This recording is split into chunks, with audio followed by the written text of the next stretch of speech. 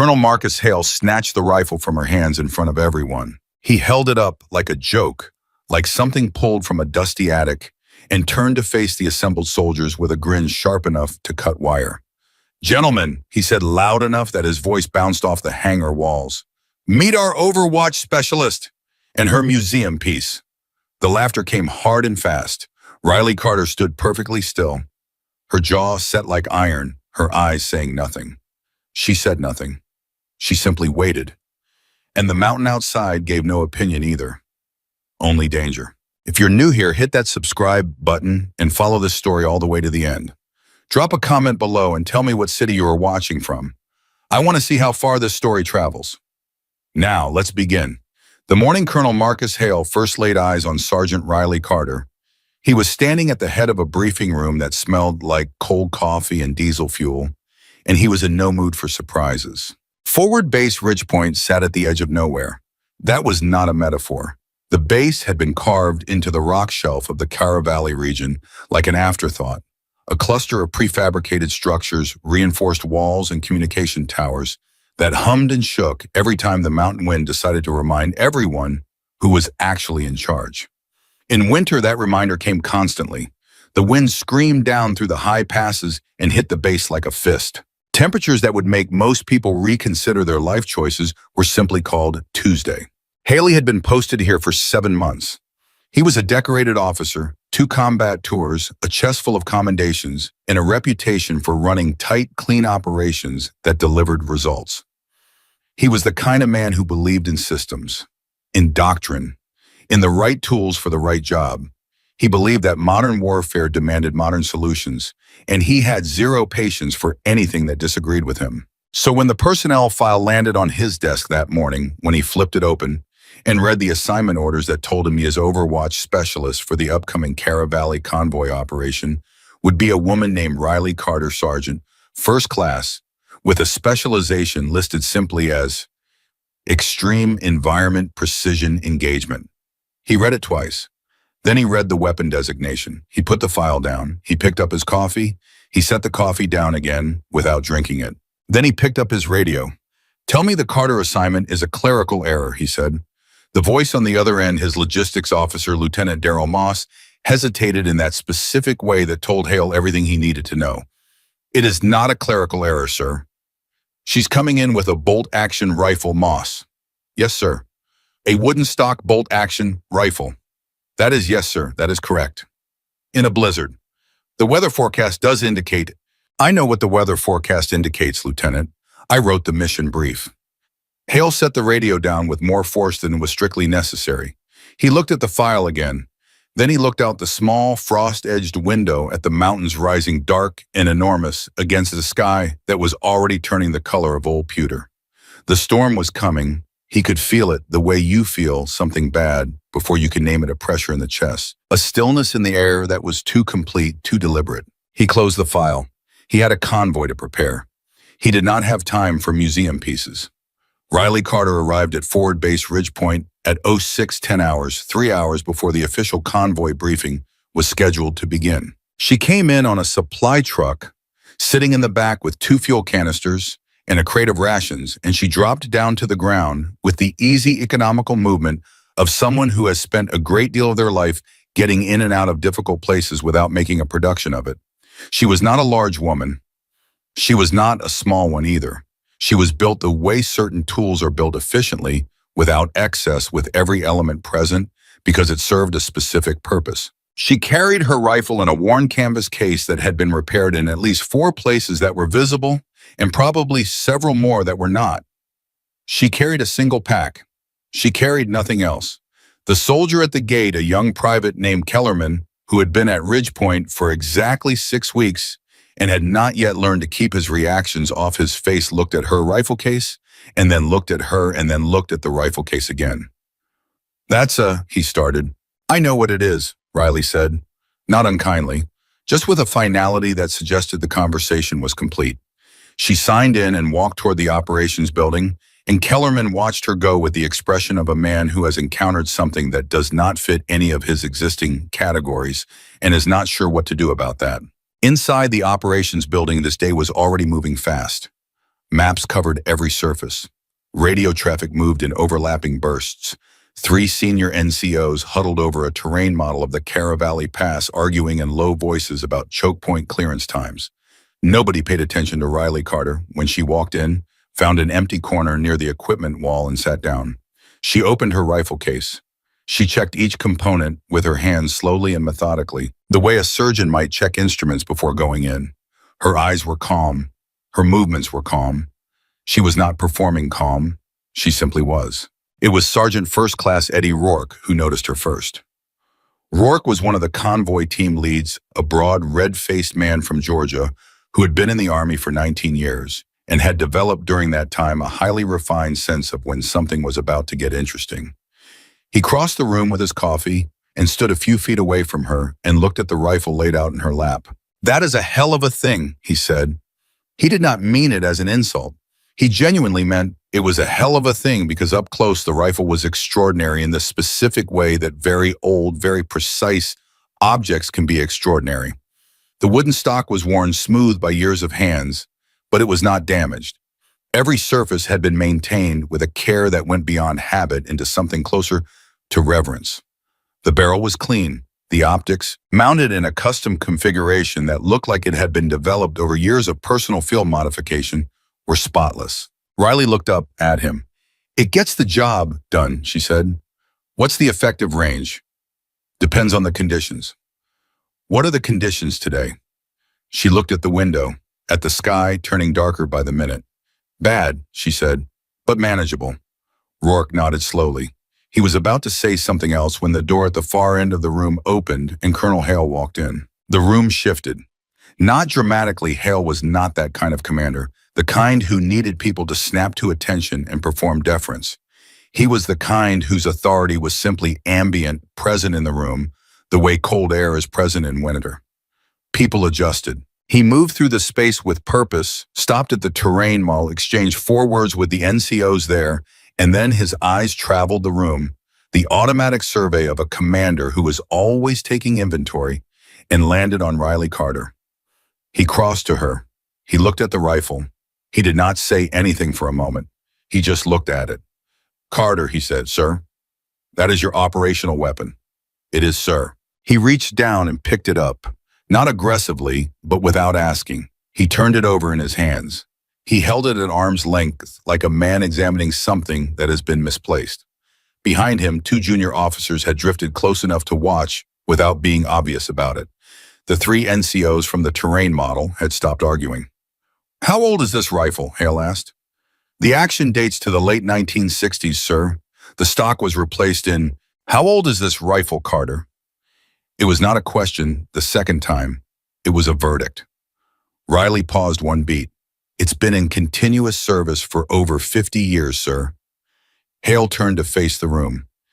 He held the rifle up slightly, not dramatically raised, just elevated enough that everyone could see it clearly. His voice was conversational, relaxed. That was what made it cut. "Gentlemen," he said, "meet our Overwatch specialist and her museum piece." The laughter came.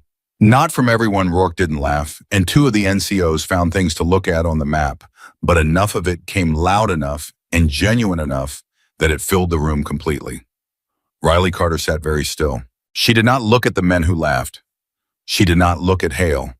She looked at a fixed point on the wall directly in front of her, and her face was the face of someone who has heard this particular sound before in this particular context and has long ago made peace with what it means and what it does not mean. Her hands resting on her knees were completely still. Hale set the rifle down in her lap. "Get briefed," he said. "We move in 4 hours." He walked away. The laughter faded. The room went back to its business. Riley Carter looked down at the rifle in her hands.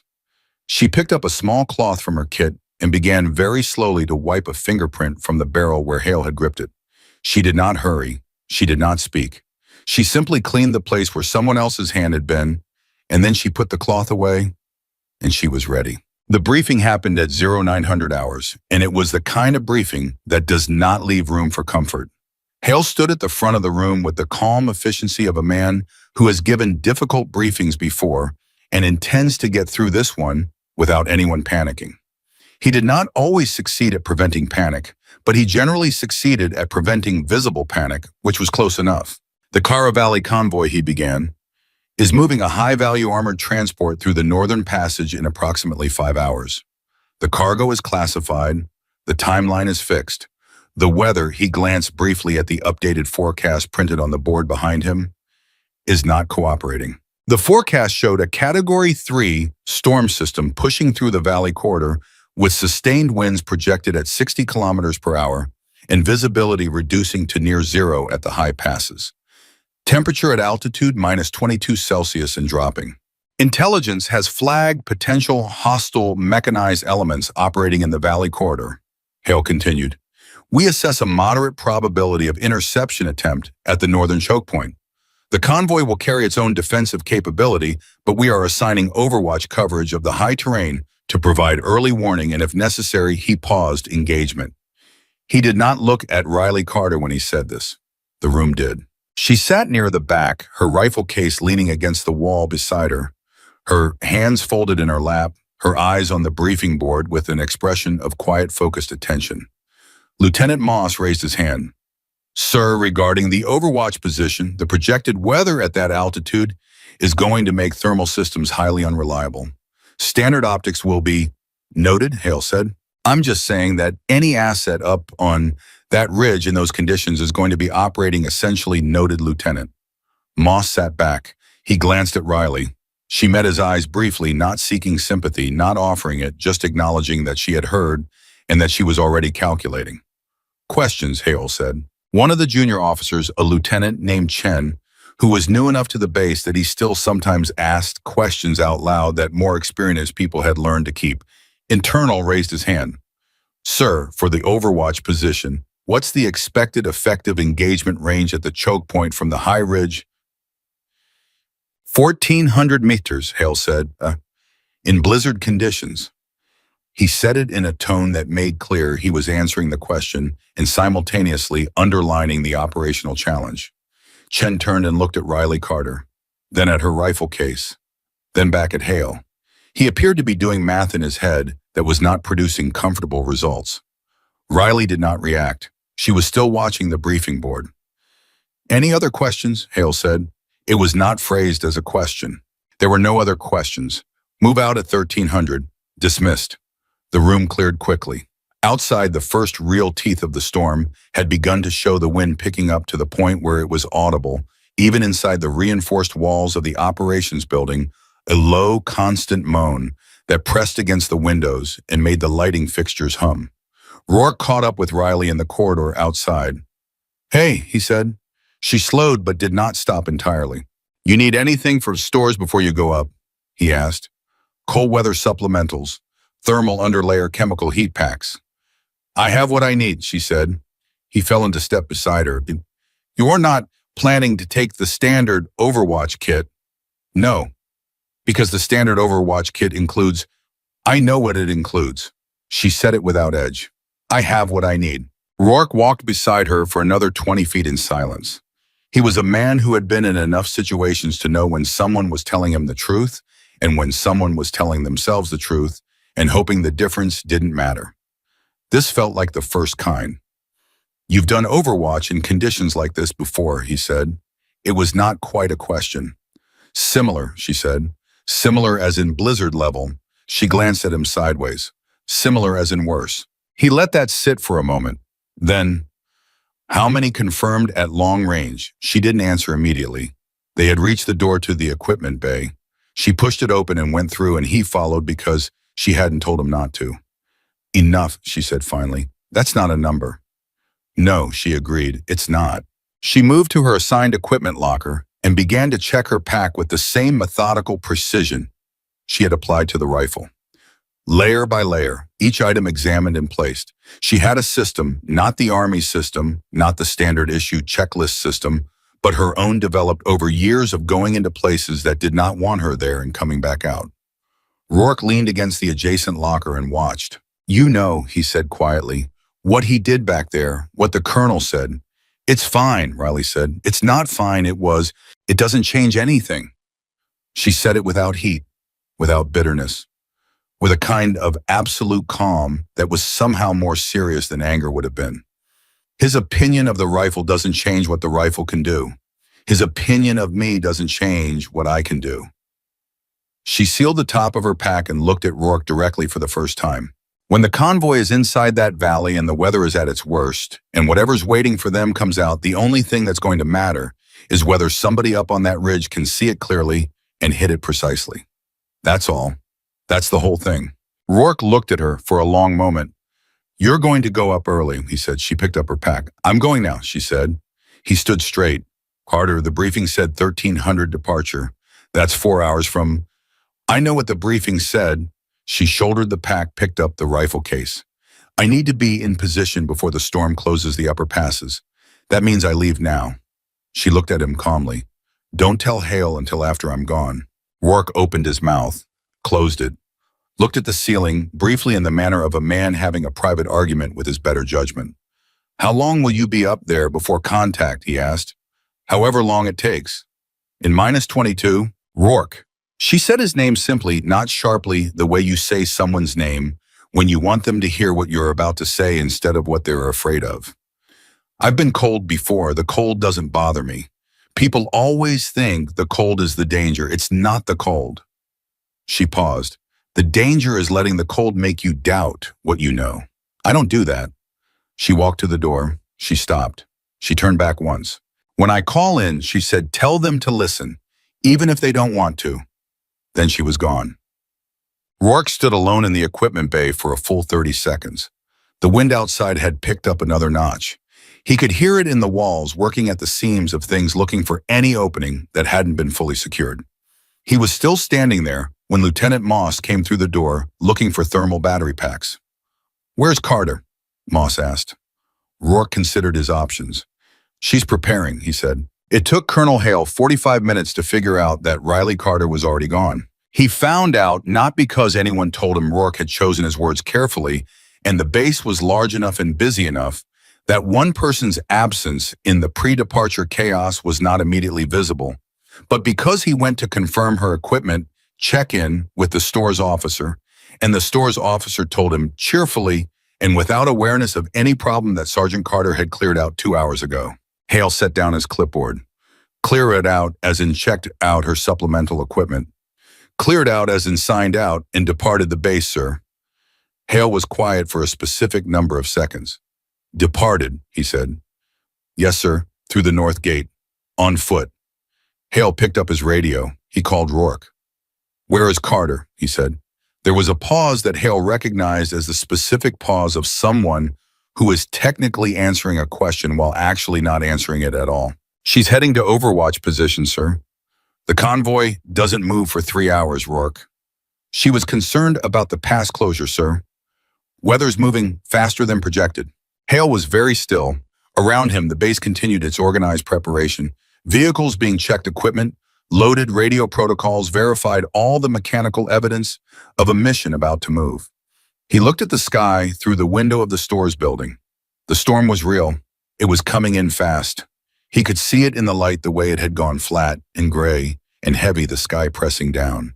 She was out there already, alone, in that, with a rifle that belonged in a museum. "Get me a comms link to her frequency," he said.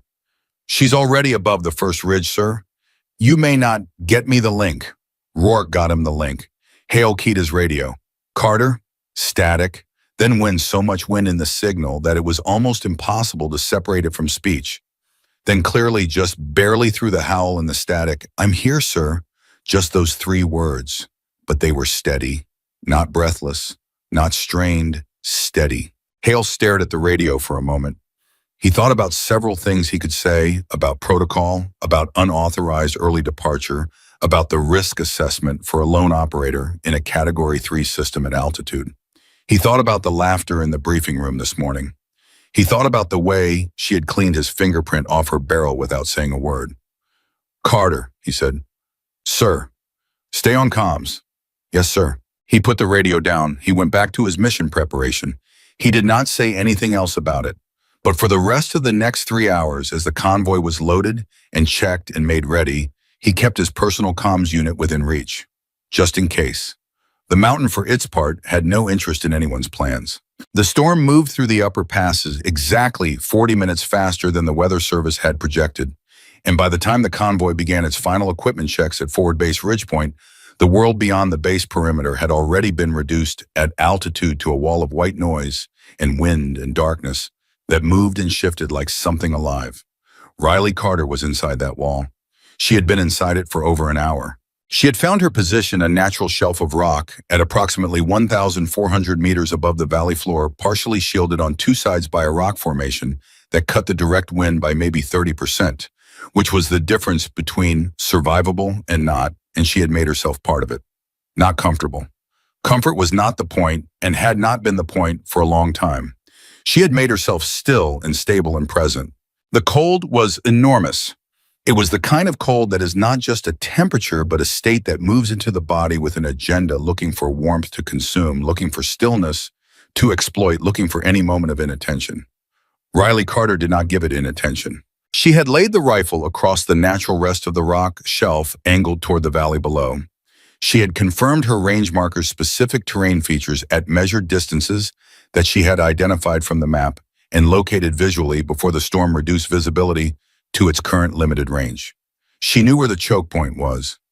She knew where the road bent. She knew where a blocking force would logically establish itself. She knew all of this the way she knew her own heartbeat, not by thinking about it, but by having thought about it so many times in so many similar places that the knowledge had moved out of the conscious mind and into the body where it was faster and more reliable. She checked the wind, not with a device, with her face and her hands and the particular quality of attention she had spent years developing, reading the way the wind moved against the terrain, guessing its drift at target distance, calculating the correction she would need to make, and making it in advance, and then watching to see if she was right. She was usually right. She had not always been right. She had learned to be right through being wrong in practice in controlled conditions over years, until the wrong answers were gone, and what was left was something very close to reliable. Below her, invisible in the gray-white storm, the convoy would be assembling. Soon it would begin to move. And somewhere in the valley, she did not know where yet, but she would know when it mattered. There were 5 armored vehicles that intelligence said might be there waiting for exactly this moment.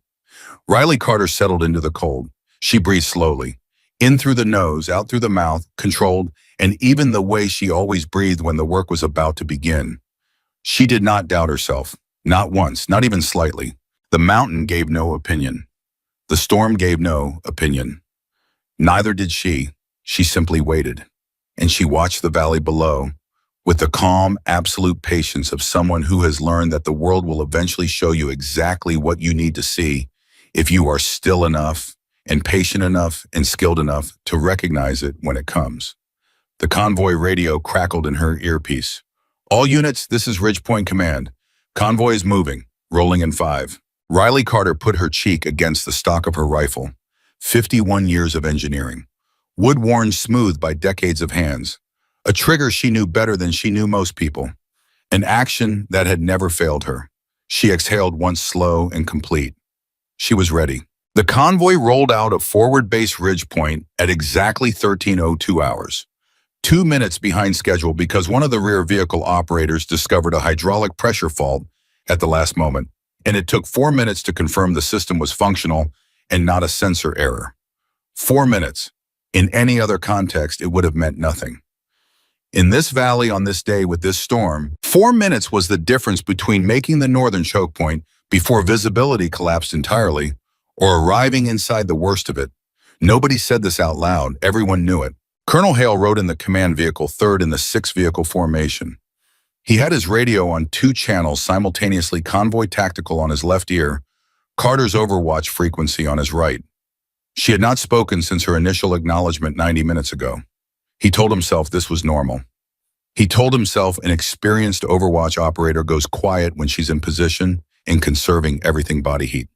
Focus radio battery. He told himself all of this, and he mostly believed it. Mostly. The valley swallowed the convoy the moment they passed the outer marker. That was the only way to describe it. One moment there was still the base behind them, light structure, the psychological comfort of walls, and then there wasn't. There was only the valley and the storm, and the road that wound through the rock and ice like something that had never quite decided where it wanted to go. Sergeant Eddie Rourke, riding in the second vehicle, keyed his internal comms. Visibility's already down. You seeing anything on thermal Chen Sai? Lieutenant Chen in the lead vehicle was staring at his thermal display with the focused expression of a man willing something to work by concentration alone. Intermittent, he said. The storm interferences, he stopped. It's fragmenting. I'm getting ghosts on everything above 300 meters. Ghosts as in sensor artifact, or ghosts as in sensor artifact. Probably. I can't confirm at this range. Rourke switched to tactical channel. Colonel, this is Rourke. Thermal is degraded in the lead vehicle. Chen is reporting interference from the storm system. Hale's voice came back level and immediate. Copy that. Maintain formation speed. What's our time to choke point? The driver in Hale's vehicle, Specialist Torres, 23 years old from New Mexico, who had never been in combat and was doing an extraordinary job of pretending this wasn't terrifying, answered without being asked. 18 minutes at current speed, sir. Maybe 22 if the road ices more in the upper section. Keep it at 18, Hale said. Torres kept it at 18. In the fourth vehicle, Private Kellerman, the same young soldier who had looked at Riley Carter's rifle case at the gate that morning, with his expression doing everything his mouth couldn't, was gripping his door handle with both hands and staring out at the white wall the world had become, and thinking with great intensity about his mother's kitchen in Ohio, which was warm and smelled like bread and was absolutely nothing like this. The man beside him, Corporal Davis, noticed. Stop thinking about whatever you're thinking about, Davis said. I'm not. You are. I can hear you thinking from here. Stop. Kellerman loosened his grip on the door handle. Has anyone done this route before, in conditions like... Shh. I'm just asking Kellerman. Shh. Kellerman was quiet for approximately 40 seconds. Do you think she's actually up there? He said. Davis looked at him. Carter, Kellerman said, on the ridge, in this. Davis turned and looked out his own window at the storm, at the high terrain that was theoretically up there somewhere beyond the white, at the altitude where a woman with a 50-year-old rifle was lying on a rock shelf in minus 22 degrees and doing what? Just waiting. Just watching. Just being still in a place where the cold alone could kill you if you let it. Yeah, Davis said quietly. I think she's up there. They were both quiet after that. At 13:21 hours, the convoy reached the first bend in the upper approach to the choke point. The road narrowed. The walls of the valley pressed closer. The wind, which had been bad before, became something else, something with direction and intention, pushing at the vehicles from the northwest, with enough force that Torres had to correct the wheel twice in 30 seconds. Rourke checked his watch. 12 minutes to the choke point. Then the radio from the lead vehicle came alive. Chen's voice, controlled but tight. Command, this is lead. I'm getting something on thermal. Multiple sources. Valley floor north of the choke point. I can't. The interference is... A pause, the sound of someone clicking through settings. I'm counting at least 4 signatures. Possibly 5. They're not moving. The convoy continued forward. Nobody stopped. Nobody turned around. That was not how this worked. Hale's voice was very calm. Chen, confirm you are seeing vehicle scale thermal signatures. Vehicle scale, yes, sir, possibly armored. I cannot confirm armament at this range in these conditions. Rourke was already doing the math. 5 stationary vehicles north of the choke point. A convoy moving toward them through a narrow valley with walls on both sides and nowhere to go. He keyed his radio. Colonel. I see it, Hale said. Then Hale did something nobody expected. He switched channels. He opened Carter's frequency. Carter, he said, this is Hale. Do you have eyes on the northern choke point? Silence, wind, static. Then her voice, and it was different from the bass, not the same voice that had said, it gets the job done and I have what I need. It was quieter, flatter, more concentrated, the voice of someone who has gone somewhere inside themselves and is operating from a place most people never find. I have eyes, she said. I'm already ranging. Hale heard those 5 words, and something happened in his chest that he could not have named in that moment and would not try to name later. Something shifted, a certainty he had been carrying since that morning, the certainty that this was all wrong. The woman, the rifle, the whole arrangement moved slightly, not gone, but moved. What do you see, he said. 5 vehicles. Northern choke point entrance, staggered formation, 2 to the left of the road, 3 to the right. The formation is deliberate. They are not broken down. They are waiting. A brief pause. The lead vehicle is an IFV. I can see the turret elevation. It has been traversed toward the south approach. Colonel, they know you're coming. The convoy kept moving. Nobody had told Torres to stop, and nobody had told him to turn around. So Torres kept driving because that was what you did when nobody told you otherwise, and stopping in a blizzard at altitude in a narrow valley felt like exactly as bad an idea as continuing. Maybe worse. Rourke keyed his channel. Colonel, we need a decision. We are 11 minutes from contact distance. I hear you, Rourke. Sir, I hear you. Hale's voice went quiet for a moment. Not dead quiet. The specific quiet of someone running every option simultaneously. Then, Carter, can you engage from your current position? This time the pause was different. Not hesitation, need assessment as. Yes, she said. You are at 1,400 meters in a Category 3 system. Yes, she said. The IFV. I have the solution, she said. I've had it for 6 minutes. Hale absorbed this. 6 minutes. She had been ranging these targets for 6 minutes before anyone in the convoy had even detected them. While they were driving blind through the storm, she was already working, already calculating, already ready. Chen's voice broke in on tactical. Colonel, lead vehicle just traversed again. Turret is now elevated approximately 15 degrees. It's tracking our approach. We have maybe 8 minutes before we're in their effective engagement range. Rourke said something under his breath that wasn't a word. Kellerman in the fourth vehicle felt every drop of blood in his body try to go somewhere safer. Davis put a hand on his shoulder without looking at him. Hale made his decision in the time it takes to breathe in and breathe out. Carter, he said, you are authorized to engage. Convoy maintain formation speed. Do not stop. Do not change speed. Do not change course. When you hear the first shot, you keep moving. Do you understand me? A chorus of affirmatives from every vehicle. Then Hale added something, and his voice when he said it had lost the hard edge it had carried all morning. It was still controlled, still command voice, but something underneath it had changed. Carter, I need you to be right about this. Her response came back immediately, without drama, without ceremony. I know, she said, and then she was gone from the channel. Not off, she had not switched off. She had simply stopped talking because talking was no longer the thing that needed to happen. The thing that needed to happen was something else entirely, and she was already doing it. At 13:34 hours, the convoy entered the final straight approach to the northern choke point.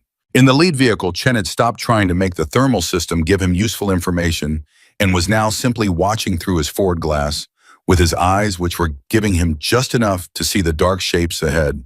Massive, stationary, deliberate, resolving out of the white noise of the storm as the convoy closed distance. I see them, he said on tactical. His voice was steady. He was young and scared, and his voice was perfectly steady, and that was in its way extraordinary. Visual contact. 5 vehicles. Formation as Carter described. The IFV is... He stopped. Chen, Rourke said. The IFV turret just moved. Chen said. It's... The first shot sounded like the crack of the world itself splitting open.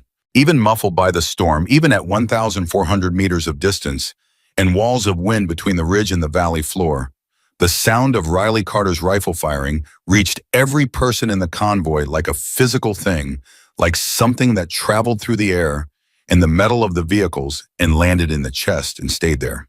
In the lead vehicle, Chen forgot to breathe. Then the IFV at the head of the enemy formation stopped. Not slowly, not gradually. It stopped the way things stop when something fundamental inside them has been destroyed all at once completely, with the immediate finality of a machine that has been told very clearly that it is done. The turret did not complete its traverse. The engine, which had been audible even at this distance through the storm, went silent. Contact, Chen said, and his voice was barely audible. The IFV it's not moving. It's stopped. Command, the lead vehicle is stopped. Rourke was already on his radio. What did she hit from 1,400 meters? What did she... I don't know, Chen said. The engine is gone. One shot. Hale's voice cut through everything. Convoy maintain speed. Keep moving. Carter, next target. The second shot came 11 seconds after the first. 11 seconds. At 1,400 meters. In a blizzard. Between two precise controlled shots at two separate vehicle targets. The APC, second in the enemy formation, positioned to seal the right side of the choke point exit, lurched hard to the left and came to an immediate stop. Its front end dropping as something in its drive system failed catastrophically and completely. The formation that had been designed to trap the convoy inside the valley now had a gap in it, not a large gap, but a gap, and the convoy vehicles behind it began to understand that the geometry of this situation had just changed. In the fourth vehicle, Kellerman was making a sound that was not quite a word. Davis had his hand still on Kellerman's shoulder and was staring forward with an expression that had gone beyond fear into something closer to awe. 2 shots, Davis said. 2 vehicles, 1,400 meters. In a blizzard, Kellerman said, without being entirely sure he had said it out loud. In a blizzard, Davis confirmed. On the open ridge, they could not see her.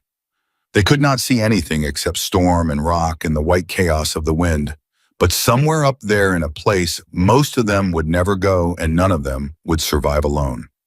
Riley Carter was cycling the bolt of her rifle with the same economy of motion she brought to everything, her cheek back against the stock. Her eye at the scope, her breathing completely controlled. Reading the wind, the way a musician reads a score, not translating it consciously, just knowing the knowledge so deep it had become automatic. The enemy formation was breaking.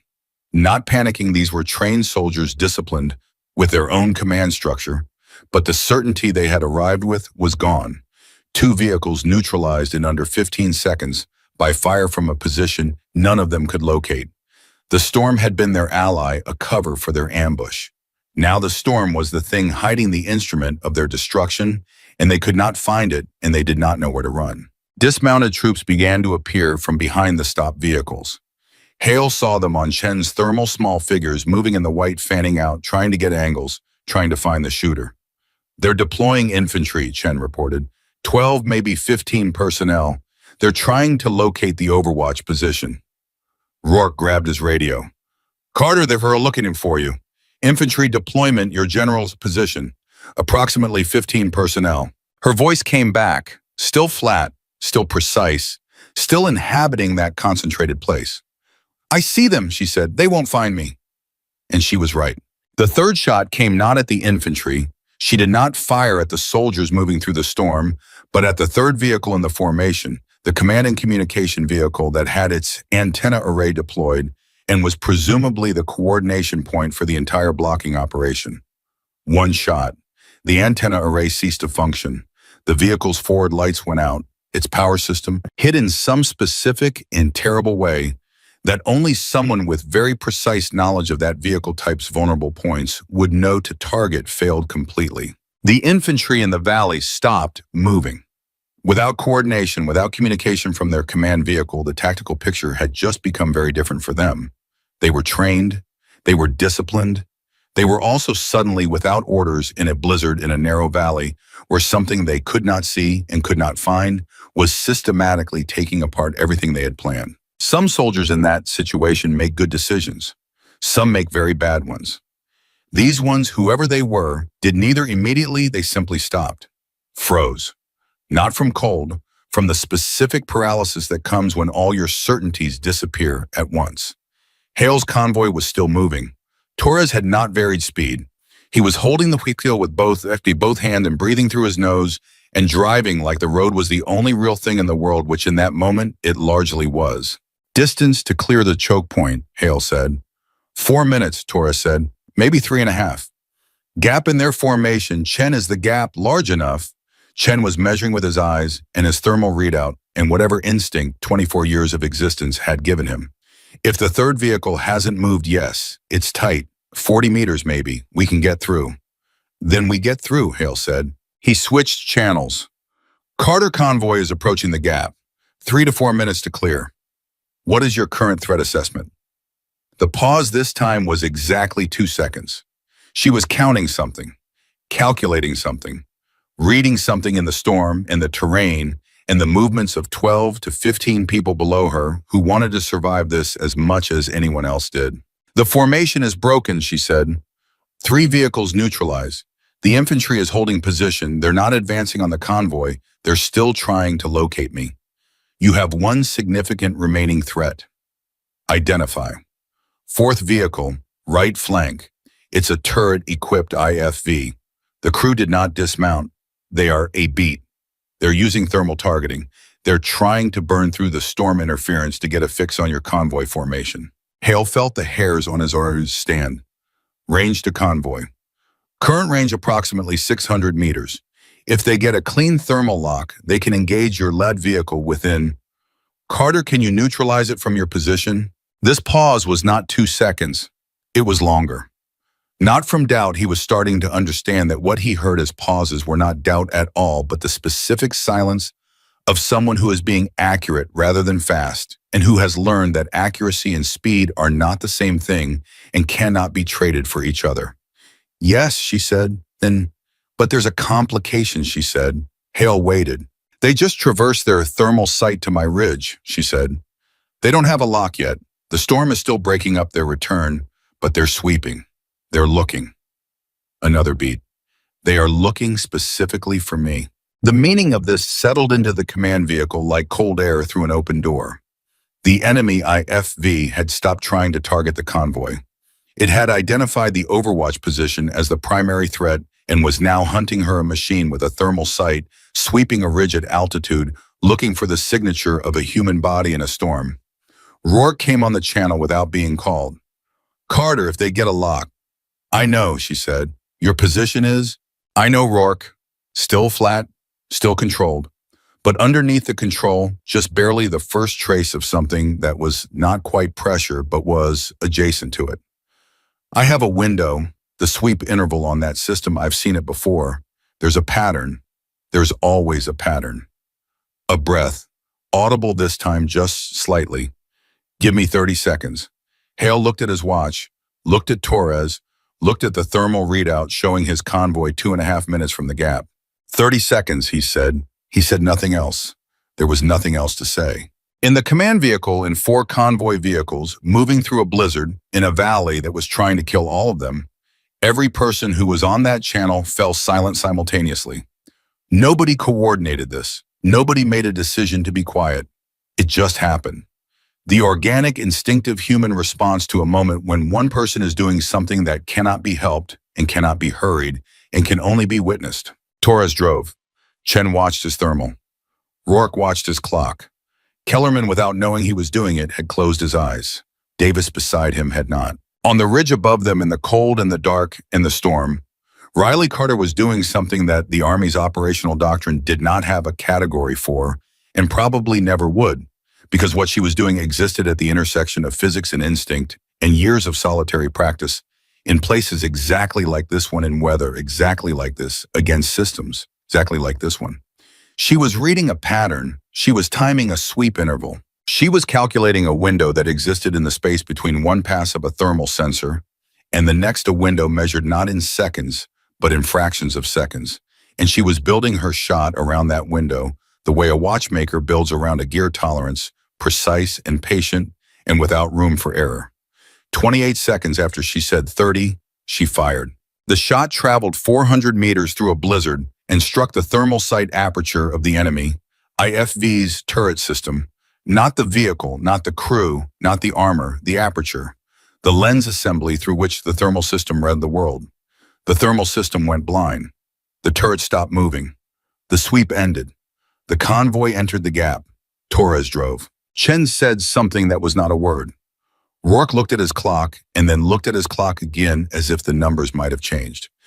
Kellerman opened his eyes. Davis let out a breath that he had apparently been holding since before the third shot. Hale's voice, when it came, was so quiet that Torres almost missed it. Carter, he said. The channel was quiet for a moment. Then, convoy is clear of the formation, sir. You have open road to the northern exit. No remaining operational threats in the choke point. The convoy kept moving. Are you all right? Hale said. Another pause. Shorter this time. I'm fine, sir. The thermal sweep. Didn't get a lock, she said. I was faster. Hale said nothing for a long moment.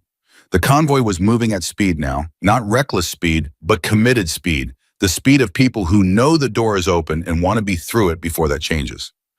Carter, he said finally. Sir. He started to say something, and then did not say it.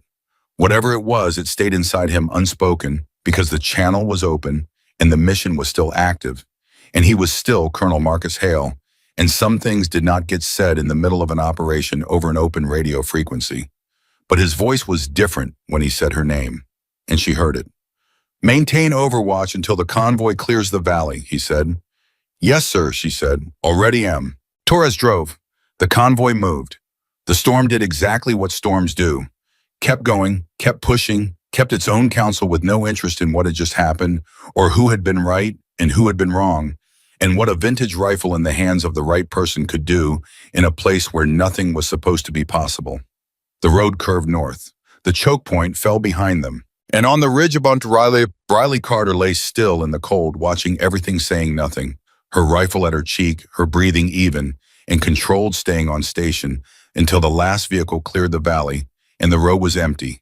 And the only thing left in the choke point was 4 disabled vehicles and a storm that had witnesses to nothing. She did not move until the job was finished. She never did. The last vehicle of the convoy cleared the northern exit of the Cara Valley choke point at 13:47 hours. Torres did not slow down until Hale told him to. Hale told him to at 13:49 hours, when the road had widened enough and the valley walls had fallen back enough that the geometry of the situation had fundamentally changed, when they were no longer in a place where the world could close around them, but in a place where they could breathe and see and begin to understand what had just happened. Torres slowed down. He pulled the wheel straight. He exhaled for what felt like the first time in 20 minutes. Then he said very quietly to nobody in particular, "What was that?" Hale did not answer because Hale was already on the radio. "All units report status. I want vehicle condition and personnel status from every position. Now." The reports came back one by one. Chen from lead vehicle operational, no damage, no casualties. Rourke from second, same. The third and fourth and fifth vehicles reported in sequence, each one the same answer, moving intact, everyone accounted for. No damage, no casualties. 6 vehicles into a blizzard valley against a 5-vehicle armored blocking force, and the convoy had come through with nothing lost and nobody hurt. Hale held the radio and listened to each report and did not say anything until all of them were done. Then he switched to Carter's frequency. "Carter, convoy is clear. All vehicles operational, no casualties. Report your status." The response took longer than he expected. Long enough that Royark, listening on the same channel from his vehicle, sat forward in his seat.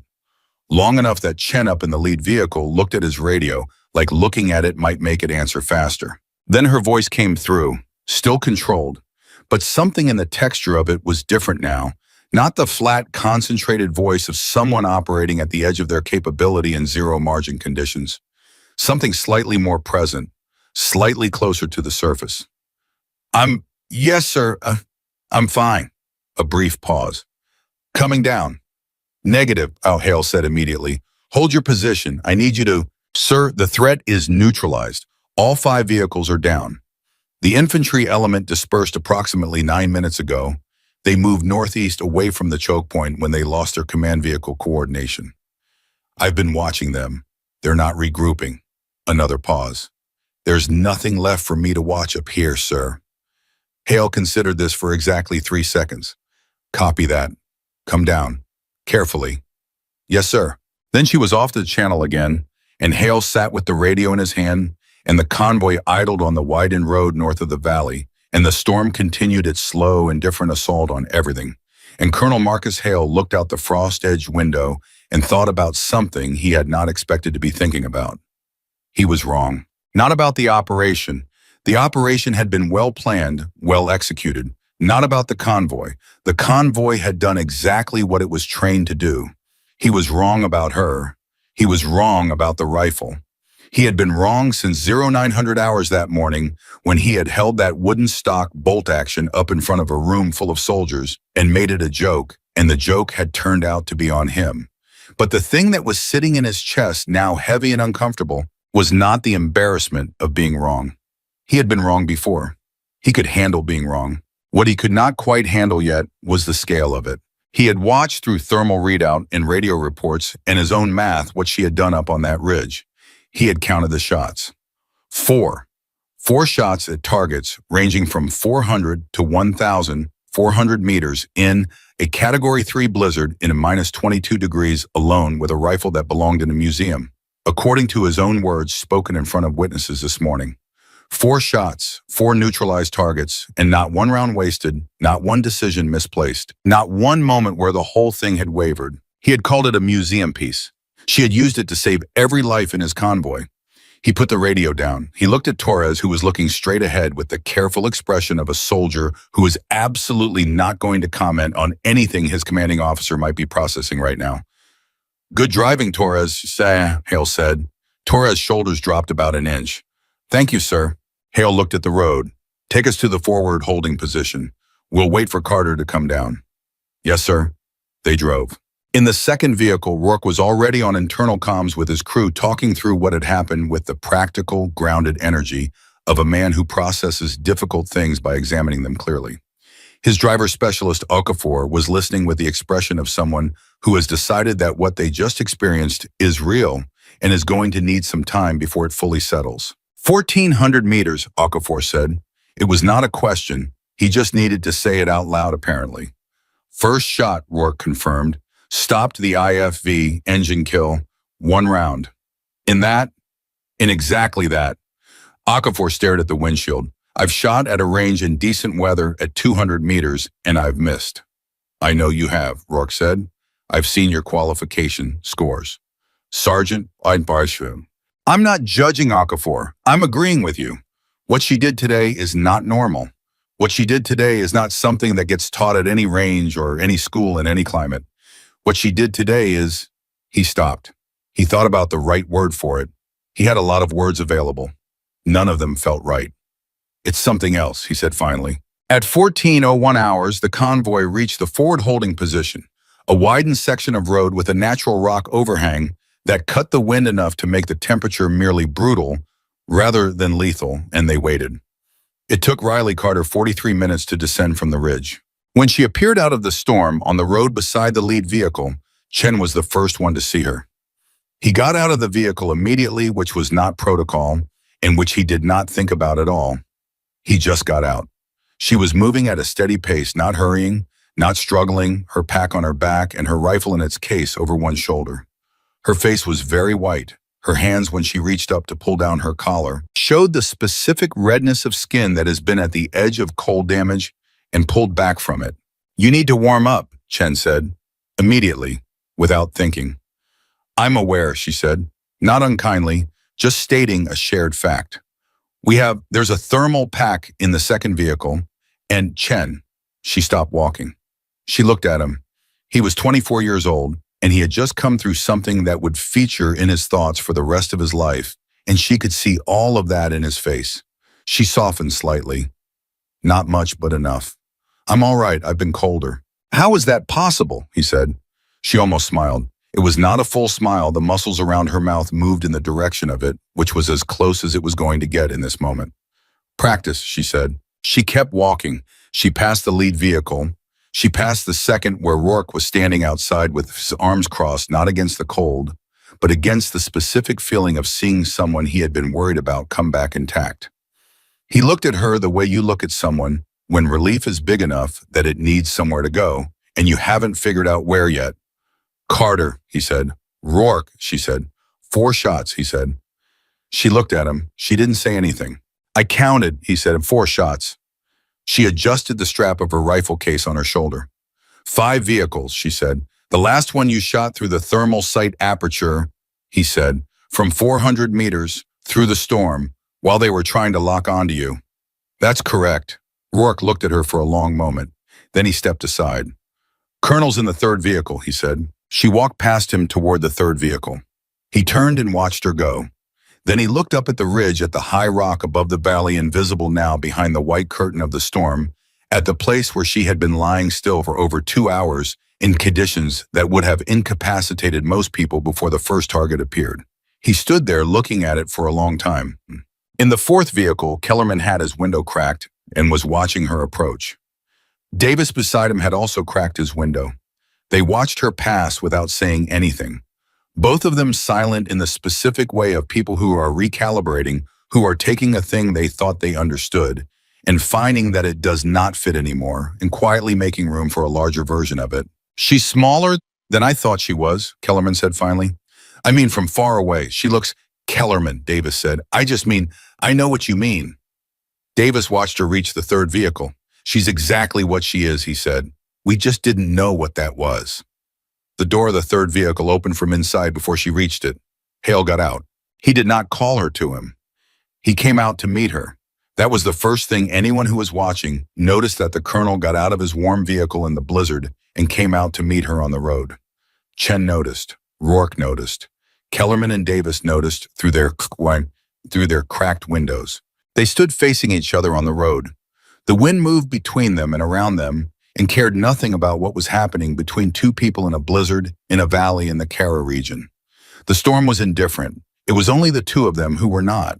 Hale looked at her face, at the cold damage on her hands, at the rifle case on her shoulder.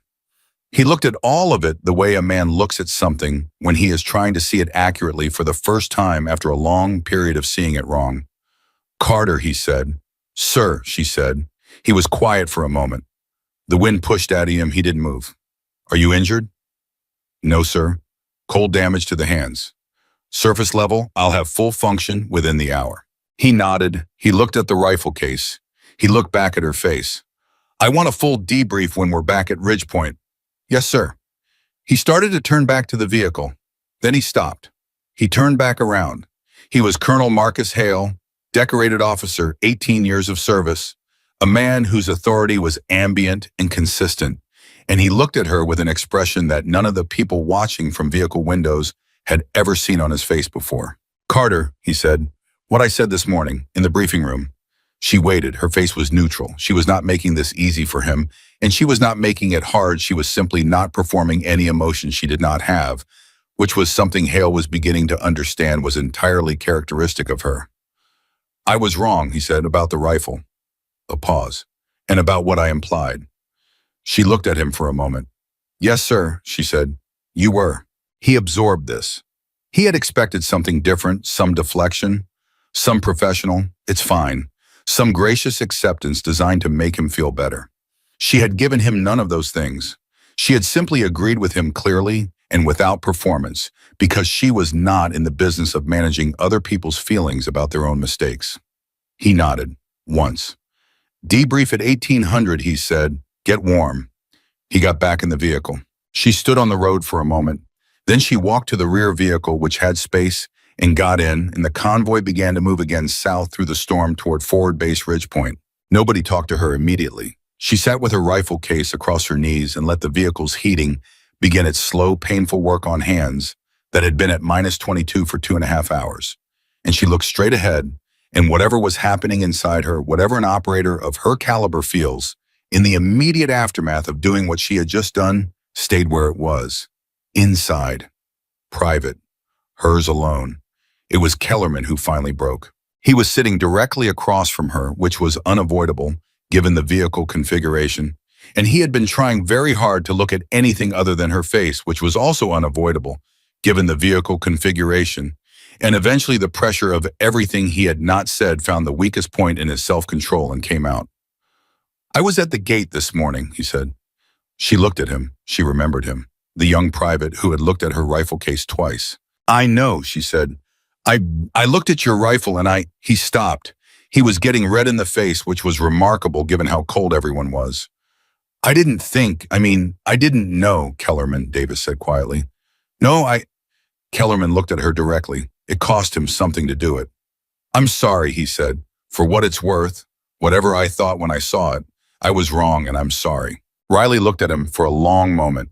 He was 20 years old, maybe 21, with a face that still held some softness from before the Army had finished working on it. He had just survived something that was going to live in his body for the rest of his life, and he was spending part of his first quiet minute after it apologizing to her. Something in that registered. It's worth something, she said. Don't apologize for being surprised. Apologize for laughing. His face changed. He stopped. I didn't laugh, he said quietly. She held his eyes. I know, she said. He sat back. Something left him, some tight, anxious thing that had been coiled in his chest since the briefing room that morning. He looked out the window at the storm. 4 shots, he said softly. Not to her, just to himself. Davis beside him said nothing. The convoy drove south. At 15:12 hours, forward base Ridgepoint came back into view. Through the white lights, first then shapes, then the specific visual relief of a structure that is walls and warmth and not moving. Torres at the front of the convoy did not allow himself to relax until the gate was open and the lead vehicle was through it and the road inside the perimeter was under his wheels. Then he allowed himself one small exhale. The convoy pulled in, engines were cut, doors opened. The base personnel who had stayed behind logistics, staff communications operators, the store's officer who had cheerfully told Hale that Carter had departed 2 hours ago, came out into the cold to meet them, drawn by the specific energy of people returning from something. The way that energy is always readable before any words are exchanged. Word moved fast in a base this size. By the time the debrief was called at 1800 hours, everyone on the base knew at least the broad shape of what had happened in the valley. The number 4 was moving through the base like a frequency 4 shots, 5 vehicles, 1,400 meters. Some people heard it and didn't believe it. Some people heard it and went very quiet. Specialist Torres, who had been present for the actual event and was therefore a primary source of information for approximately 40 people who found reasons to cross his path in the 3 hours between return and debrief, kept saying the same thing every time someone asked him what it was like. You couldn't see her, he said. You couldn't see her from the valley. She was just up there somewhere. And then things stopped. The debrief happened in the same briefing room where Hale had held up the rifle that morning. The same room, the same map tables, the same lighting fixtures that hummed in the wind. Hale sat at the head. Riley Carter sat at the far end of the table. Between them, Rourke Chen, the senior, NCO's lieutenant, Moss, and Torres, who had been specifically requested by Hale because Hale wanted the driver's account on record. Hale ran the debrief with his usual discipline. He went through the timeline. He went through each engagement in sequence. He asked Carter to describe in operational terms each shot, the range, the wind condition, the correction applied, the target system defeated. She described each one in the same flat, precise voice she used for everything, without drama, without unnecessary detail, without any apparent awareness that what she was describing was extraordinary. The room was very quiet while she talked. When she got to the 4th shot, the thermal aperture, 400 meters the sweep interval, the window she had identified and built the shot around, while the system was actively hunting her, the silence in the room changed quality. It went from the quiet of people listening to the quiet of people who are hearing something that does not fit their existing framework and are quietly, carefully making room. Moss, who had been taking notes, stopped taking notes. He held his pen but did not move it. Chen, who had already been present for the events being described, found himself gripping the edge of the table slightly, as if hearing it in sequence in a warm room made it more real rather than less. Hale let her finish. Then he said, "Walk me through the decision on the 4th target, specifically why the aperture and not the vehicle system itself." She looked at him. "Destroying the vehicle would have required a different shot angle from my position. The aperture was accessible. Defeating the sight system neutralized the threat without unnecessary destruction." She paused. The crew was still inside. The room absorbed this. "You made that calculation," Hale said slowly, "while the system was actively sweeping for your position." "Yes, sir. In approximately 30 seconds. 28, she said. Hale looked at her for a long moment.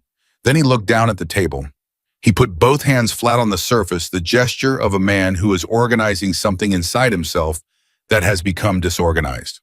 "For the record," he said, not looking up, "Sergeant Carter performed 5 precision engagements. I'm including the antenna array as a distinct action at ranges from 400 to 1,400 meters under Category 3 weather conditions at altitude alone over a period of approximately 7 minutes. 0 friendly casualties. Convoy objective achieved." He looked up. "Any operational notes or corrections?" Rourke raised his hand slightly. "Unofficial note for the record, sir." "Go ahead." "She told me she was going up 2 hours early because of the pass closure weather window. She assessed the conditions better than the forecast did. If she had waited for the briefing standard departure time," he stopped, "she wouldn't have been in position when we needed her." "Noted," Hale said. Then Moss raised his hand. Hale looked at him. Moss appeared to be choosing his words with some care. Sir, the operational weapon used for all 5 engagements. For the record. What do we list? Hale was quiet for a moment. Modified vintage bolt-action rifle, he said. Wooden stock. Shooter modified optic configuration. Another pause. Listed as primary operational weapon. Effective. The words sat in the room. Effective. After the debrief, the room cleared gradually, people leaving in ones and twos, talking in the low voices of people who have a great deal to process and are going to need time to do it. Chen left talking quietly with one of the NCOs. Torres left alone, still with that slightly distant expression of a man whose relationship with certain assumptions has been permanently revised. Rourke stopped at the door, looked back at Riley, gave her a single nod that contained more than a nod usually contains, and left. Hale stayed. Riley stayed. For a moment, it was just the two of them in the briefing room, where the morning had gone a specific way and the evening had gone a very different way, and the distance between those two versions of the same day was still being measured. She was cleaning her rifle. She had it laid across the table in front of her, and she was working through the post-operation maintenance with the same quiet, methodical care she brought to everything. It was not performative. She was not making a point. She was simply doing what needed to be done because the rifle had done its work today, and now it was her turn to do hers. Hale watched her for a moment. Carter, he said. Sir. The laugh this morning, he said, in the briefing room. She continued working. Her hands did not slow. You've heard that before, he said. That kind of thing. She didn't answer immediately. She ran the cleaning cloth along the barrel with the same steady motion she had used to remove his fingerprint 8 hours ago in what felt like a different year. Yes, sir, she said. I've heard it before. How many times? She thought about this with what seemed like genuine consideration. Not as if the question was difficult, but as if she wanted to give it an honest answer rather than a round number. Enough times that I stopped counting, she said, and then more times after that. Hale sat down across from her, not at the head of the table, across from her, which was a different thing. And he gestured slightly. You just keep going. She looked up from the rifle. She met his eyes. What else would I do? She said. He had no answer to that. He did not think one was expected. She looked back down at the rifle. The designation in your file, he said. I haven't pulled your full classified file yet. What? You'll pull it up in, she said. You're a thorough person. You will pull it tonight, probably. She said it without presumption, just with the reading of character that comes from paying close attention to people for a long time. You'll read it, and you'll read it again, and some of what's in it will surprise you. He studied her. Should it? She thought about that too, gave it the same honest consideration. The numbers might, she said. The rest of it, the how, the why, that part won't be surprising. Not after today. He nodded slowly. He looked at the rifle taking shape in her hands as she reassembled it with practiced efficiency. 50 years, he said. The action, yes. It's never failed you. She seated the bolt. She ran her thumb along the stock in a gesture so automatic it was invisible, a thing the hands do when the mind is somewhere else, when the body is simply confirming what it already knows. Never, she said. Hale stood. He picked up his notes from the debrief. He looked at them for a moment, 4 pages of handwritten record. The architecture of an operation that had produced a result he had not predicted and would not have predicted this morning when he had stood in this room and held this rifle up for laughs. I'll have a commendation on the record by tomorrow morning, he said. That's not necessary, sir. I know it's not necessary, he said. I'm doing it anyway. He paused. Some things get written down. She looked up at him one more time. Whatever passed between them in that look was not something that had a clean name. It was not forgiveness, he had not asked for it, and she was not in the business of offering things that weren't asked for. It was not admiration, though that was present too. It was something more complicated and more durable than either of those things. It was the specific look of two people who have been through the same fire from different positions and have come out on the other side with an understanding of each other that could not have existed before. Good night, Colonel, she said. Good night, Carter, he said. He walked to the door. He stopped. He turned around one more time, and his voice when he spoke was very quiet, not commanding. Officer quiet, just quiet. One more question, he said. She waited. The first shot, the IFV, 1,400 meters. He paused. How long had you ranged it before you fired? She held his eyes. 6 minutes, she said, but I'd solved the problem in 2. He stood there for a moment. Then he nodded once, turned, and walked out into the base where the storm was still moving through the valley with its own agenda and its own complete indifference to everything the humans inside it had done today. The door closed. Riley Carter sat alone in the briefing room with her rifle across her lap, clean and ready, the same as it had been this morning, the same as it would be tomorrow. She ran her hand along the wooden stock, once the same stock worn smooth by 50 years of hands, including hers, including the hands before hers, that she had never met and would never know. She sat quietly for a long time. Then she put the rifle back in its case. She closed the clasps one by one, carefully. The way you close something, you intend to open again.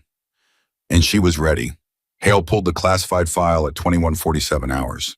He had intended to pull it earlier, right after the debrief, as she had predicted he would, but the operational paperwork from the convoy had taken longer than expected. And then there were the incident reports from the choke point engagement to file with command, and then Lieutenant Moss had come to his office door 3 times in 40 minutes with questions that required actual answers. And by the time the base had settled into its nighttime rhythm and the storm outside had dropped from a roar to a sustained moan, it was past 9 o'clock and Hale was sitting at his desk with cold coffee and a personnel file that the system had flagged as requiring Level 4 clearance to access. He had Level 4 clearance. He entered his credentials. The file opened. He read the first page. He turned to the second. He stopped. He went back to the first page and read a specific line again slowly, the way you read something when you are not sure the words are doing what you think they are doing. Then he read the second page again. Then he sat back in his chair and looked at the ceiling for a long moment with the expression of a man who has just been handed information that requires him to fundamentally restructure something he thought he understood. The file on Sergeant Riley Carter designation Winter Phantom classification level, restricted operational unit assignment, special environment engagement detachment, which was itself a unit Hale had known existed in the abstract, but had never personally interfaced with, contained 51 confirmed long-range engagements. 51, not across a career of 20 years, across 9 active deployments spanning 8 years, in environments that had included 5 of the coldest operational theaters on record.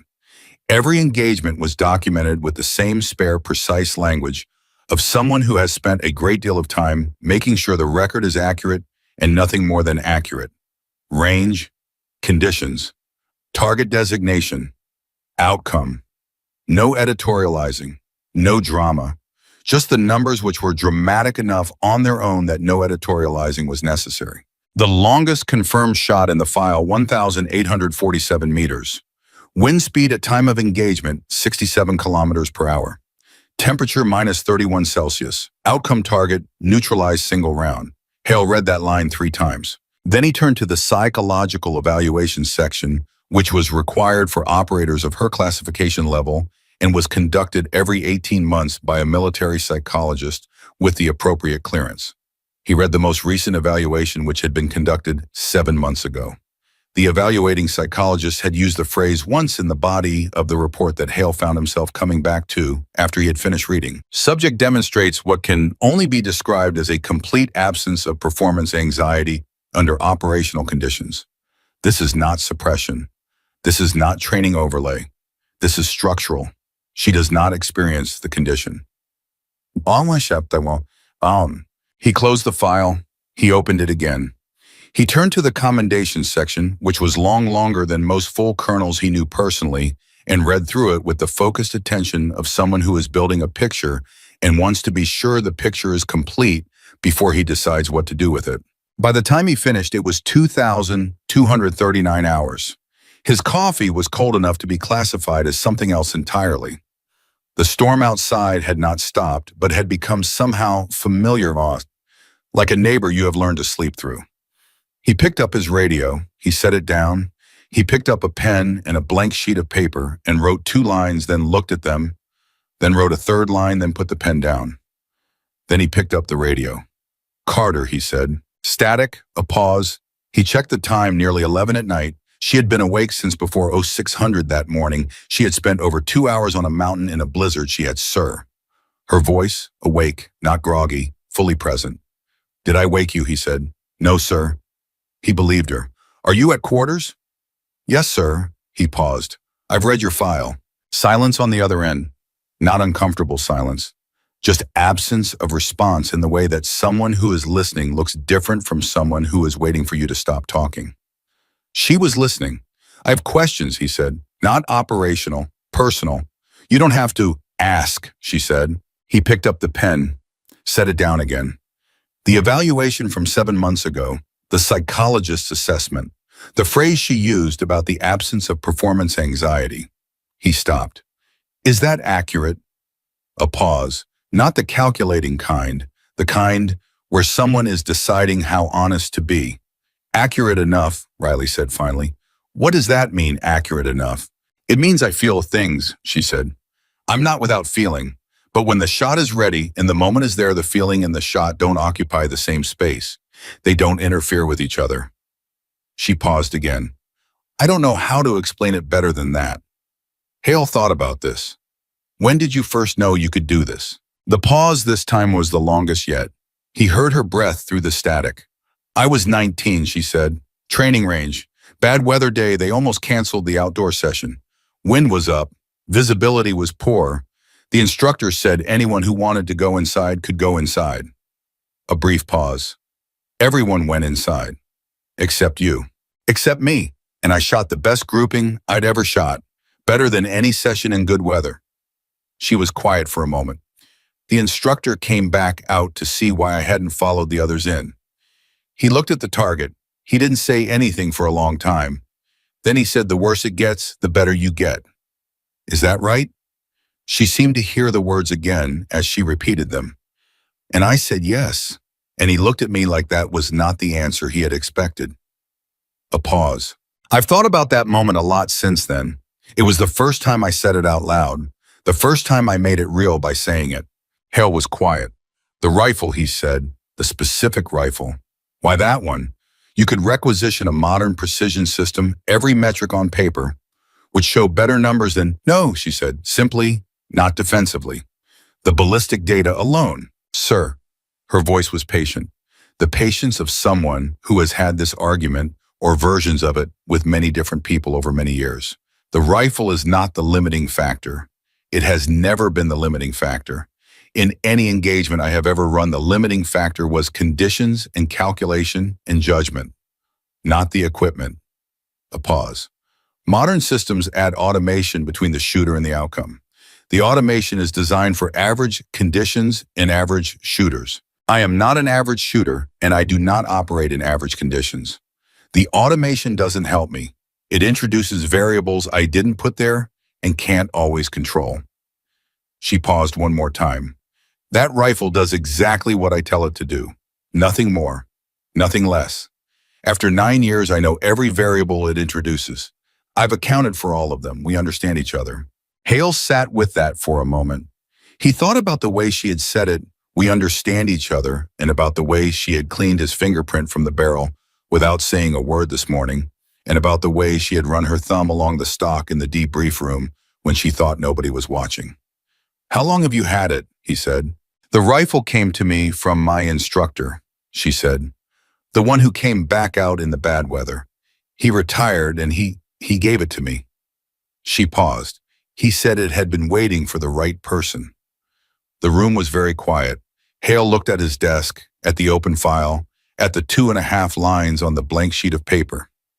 Carter, he said. Sir. 51 confirmed, he said. Yes, sir. Today made 55, she said quietly. The antenna array was a separate system and the thermal aperture. A pause. They count separately. He absorbed this. 55. Yes, sir. He exhaled, slowly. The way you exhale when a number lands on you and you need a moment before you can carry it properly. Get some sleep, he said. Debrief addendum at 0800. Yes, sir. Carter, he stopped. Sir. He looked at the 2.5 lines on his paper. At the third line he had written and not finished. Nothing, he said. Good night, sir. The channel closed. Hale sat alone in his office with the file and the cold coffee and the sound of the storm doing what it had been doing all day, pushing at everything looking for what wasn't secured. He picked up the pen. He finished the third line. He put the pen down and looked at what he had written. Then he started on the fourth. At 06:23 hours the next morning, Sergeant Eddie Rourke walked into the base mess and found Lieutenant Chen already there, sitting with both hands wrapped around a mug of something hot, staring at the middle distance, with the expression of a man who has been awake for some portion of the night, doing math he didn't ask to do. Rourke poured himself coffee. He sat across from Chen. He looked at him. "You didn't sleep," Rourke said. "I slept," Chen said, "for about 2 hours. Then I woke up and I was counting shots again." "Stop counting shots." "I can't stop counting shots." Chen looked at him. "Rourke, I've looked up the range record for the Army's formal sniper qualification. The elite course. Best conditions, purpose-built equipment, trained evaluators. I know the number." "Then you know what she did yesterday was—" "I know what she did yesterday," Rourke said. He drank his coffee. "The question is, what you do with knowing." Chen looked at his mug. "What do you mean?" "I mean, you can spend the rest of your career being amazed by it, counting it and recounting it and telling people about it at bars 15 years from now. Which is fine, that's one option." Rourke set his mug down. "Or you can take it for what it actually is, which is a demonstration that the ceiling on human capability is a lot higher than most of us are working with, and you can let that change what you think is possible. For you, for the people you're going to lead someday." He looked at Chen steadily. "Those are two different lives." Chen was quiet for a moment. "Then which one did you choose?" Rourke picked up his mug. "I'm still choosing," he said. "Ask me again in 10 years. The mess door opened and Kellerman came in, followed by Davis and Torres, and the morning began its slow accumulation of ordinary things, food and coffee, and the low voices of people doing the work of returning to normal after something that had rearranged their internal furniture. At 07:52 hours, 8 minutes before the debrief addendum was scheduled to begin, Riley Carter walked into the operations building with her pack and her rifle case and a look of someone who had slept exactly as much as she intended to sleep and was now prepared to work. Moss intercepted her in the corridor. He had a tablet in one hand and the expression of a man carrying news he is not sure how to deliver. "Carter," he said, "there's been a development." She stopped. She looked at him. "What kind of development?" "Command level," he said. "Your reassignment orders were filed sometime last night. Effective." He checked the tablet. "Effective 1200 hours today." She did not react the way he expected. She did not look surprised. She did not look upset. She looked at the tablet with calm, measuring eyes and said, "Where?" It's classified at a level above my access," Moss said. "I only know there are orders because I saw them flagged in the system when I was processing the convoy engagement reports. I don't know the destination." He paused. "Did you know this was coming?" "Yes," she said. He blinked. "You knew?" "This is how it works," she said. "There's always a next one. I go where the work is." She adjusted the strap of her rifle case. "I just didn't know the exact timing." Moss stood in the corridor looking at her. 22 years old, intelligent, still in the process of building the internal architecture that would eventually be the person he became, and standing in front of someone who had already built hers completely. Every room in place, every load-bearing wall where it needed to be. Nothing decorative that wasn't also structural. "That doesn't it bother you?" he said. "Leaving again? Going somewhere else?" "No," he searched for the word. "No continuity." She looked at him with the same gentle patience she had used with Kellerman in the vehicle. "The continuity is in the work," she said, "not in the place." She walked past him toward the briefing room. Hale was already there. He was standing, not sitting at the head of the table, just standing near the window, looking at something outside that was not visible from where he was. The specific posture of a person whose body is in one place and whose mind is somewhere else entirely. He heard her come in. He turned around. He looked at her face. He looked at the rifle case. Something in his expression shifted, a small controlled shift that wouldn't have been visible to most people. But she was not most people. "You know," he said, not a question. "Moss told me," she said. "I expected it." "I didn't file the orders," he said. "I want that on record. They came from above my level." "I know, sir." She set her rifle case down. She sat at the table, not at the far end, closer to center. A different geometry from last night. "It's fine." "It's not." He stopped. He pulled out the chair across from her and sat down in it, the same position as last night across from her, rather than commanding the head. I filed a commendation at 2300 hours. Full operational commendation, detailed citation attached to the convoy engagement report. It's on record. Thank you, sir. I also filed something else, he said. She waited. He put a document on the table between them. Not an official form, a separate sheet of paper, handwritten, 3 paragraphs. He slid it across to her. She looked down at it. She read it. She read it again. The first paragraph was a formal correction to his own morning briefing assessment. A written record entered into the operational log that his characterization of the assigned Overwatch weapon as inadequate for the mission parameters had been incorrect and was hereby retracted. The second paragraph was a brief operational note stating that the modified vintage bolt-action rifle, designated as primary weapon for Sergeant Carter, had proven effective beyond any documented operational standard in the theater. The third paragraph was not operational language. It was not the language of doctrine or procedure or military form. It was the language of a man writing what he actually meant, which was, I was wrong not just about the equipment, but about what I assumed. The record should reflect that clearly. She will not be underestimated in any operation I am associated with now or going forward. Riley sat with the paper in front of her for a long moment. You didn't have to write the third paragraph, she said. No, he agreed. I did it anyway. She looked up. Why? He met her eyes. Because the first 2 paragraphs corrected the record, he said. The third paragraph corrected me. Those are different things, and they both needed to happen. The room was quiet. Outside, the storm had finally, after more than 18 hours of sustained assault, begun to ease. The wind was still present, but had lost the particular edge that had made it dangerous. The sky somewhere above the cloud cover was doing what skies eventually always do, moving towards something other than what it had been. May I ask you something, sir? Riley said. Go ahead. Last night on the radio, you started to say something. Before you said good night, you stopped. He remembered. He looked at the table. I did. What were you going to say? He was quiet for a moment. He turned the pen in his hand, the same pen he had used to write the third paragraph. I was going to say that I was sorry, he said, for the briefing room, for what I said, for the laughter. He paused. I started to say it, and then it seemed insufficient. The words seemed too small for what it needed to carry. She looked at him with those still clear eyes that saw things accurately and did not rearrange them to be more comfortable. It's not too small, she said. Nothing is too small if it's true. He nodded slowly. I'm sorry, Carter, he said, for the briefing room, all of it. She held his eyes for a moment. Then she said, I know you are. And she meant it. He could tell she meant it, and it did not come with conditions or ledgers or the kept score that apologies sometimes require. It came clean. He exhaled. When do you have to be at transport? 11:30, she said. He looked at his watch. 8:14. Then we have time for the addendum.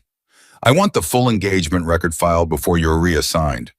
He straightened slightly, a return to the colonel's posture, a return to the work that both of them understood and needed. Let's go through it properly. Yes, sir. They worked through the addendum for 2 hours. Hale asked precise questions. Riley gave precise answers. Moss came in at 0900 with updated coordinates from the choke point. A reconnaissance drone had been sent through at first light and confirmed the 5 vehicles disabled and abandoned exactly where she had said they would be. The formation exactly as she had described it. Every vehicle down in exactly the way she had explained. Moss put the reconnaissance report on the table and looked at it, and then looked at Riley and said without planning to say it, It's like reading a blueprint and then looking at the building. She glanced at the report. The building was already there, she said. I just read it. He shook his head slightly and left the room.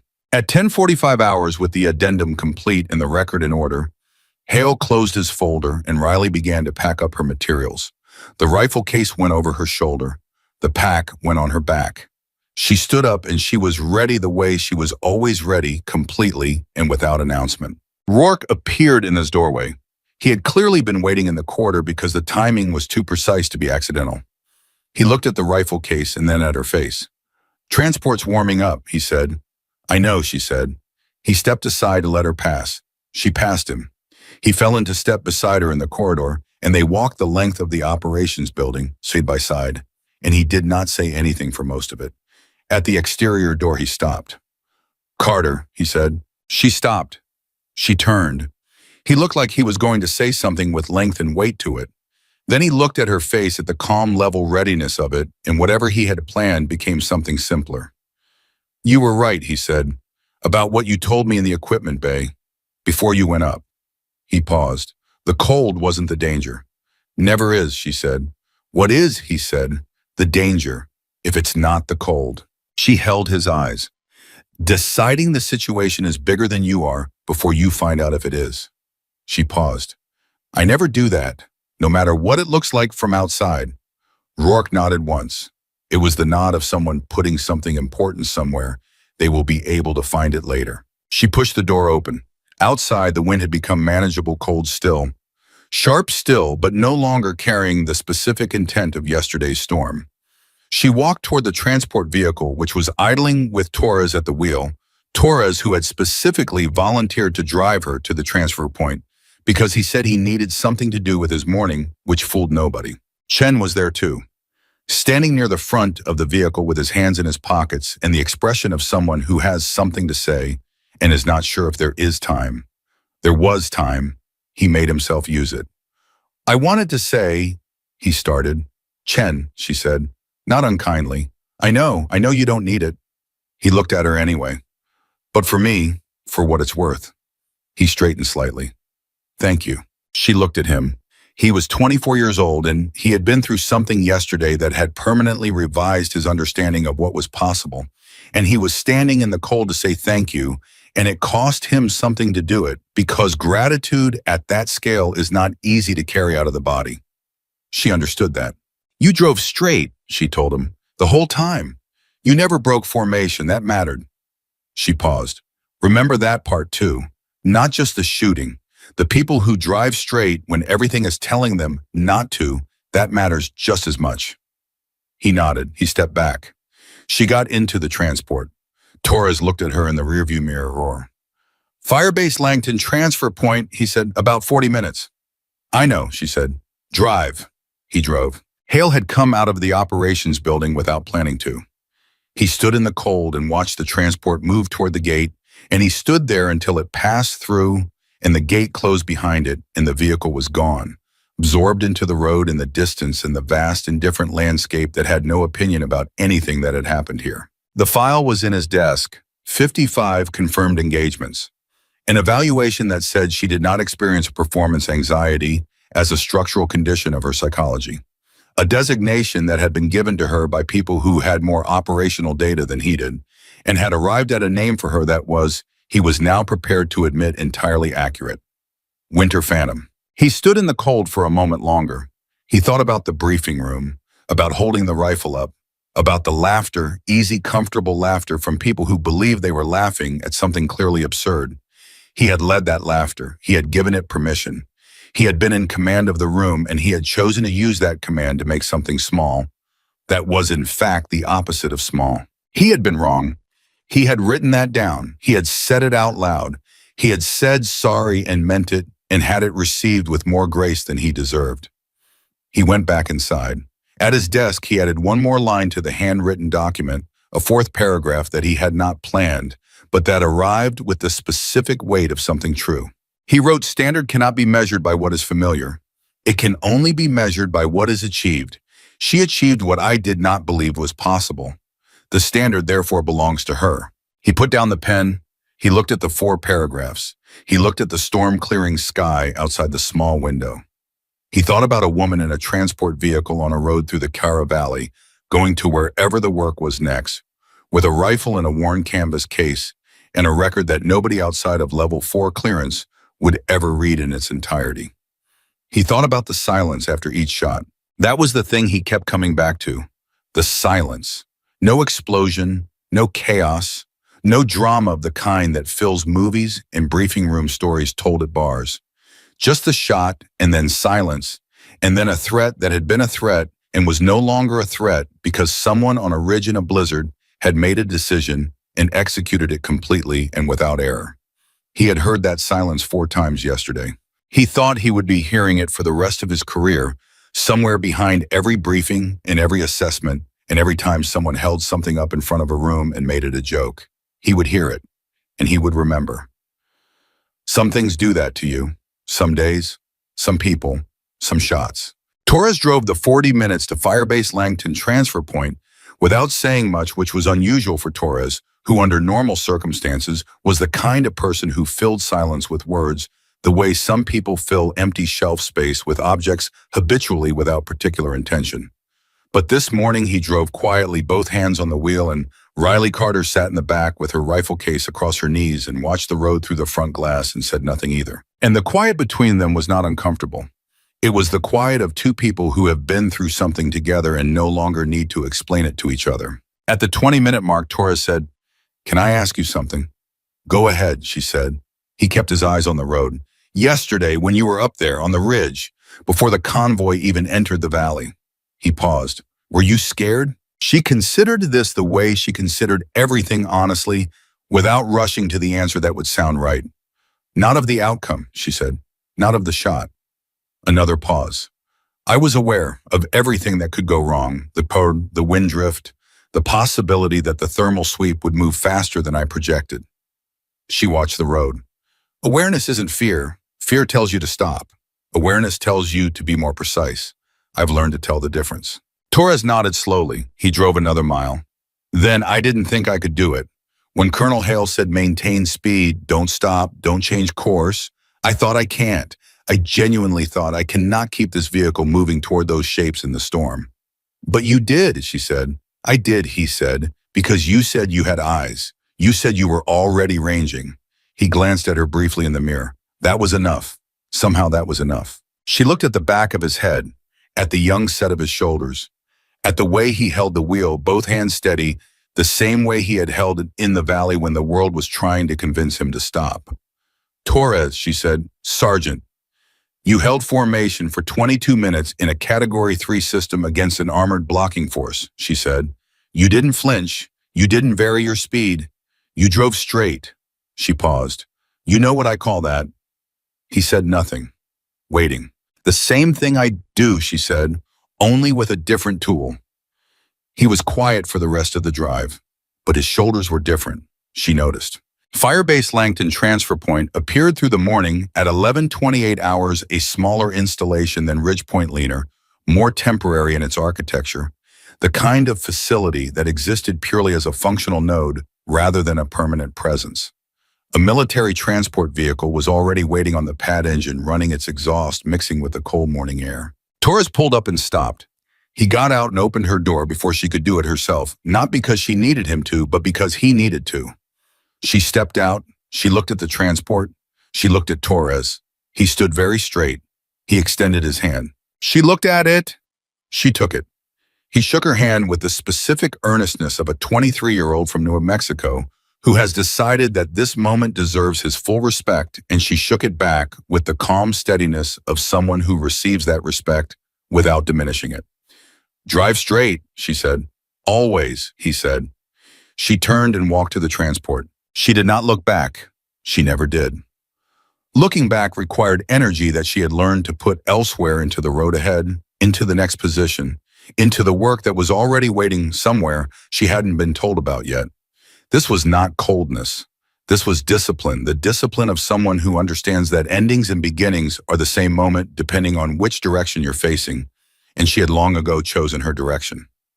The transport took her north. At Firebase Langton, she was met by a logistics officer named Captain Vera Huang, who was efficient and brief and handed her a sealed orders packet with the practiced economy of someone who has processed many unusual reassignments and learned not to ask questions about the ones that come in sealed. "Transport to the secondary staging area departs at 1400, Huang said.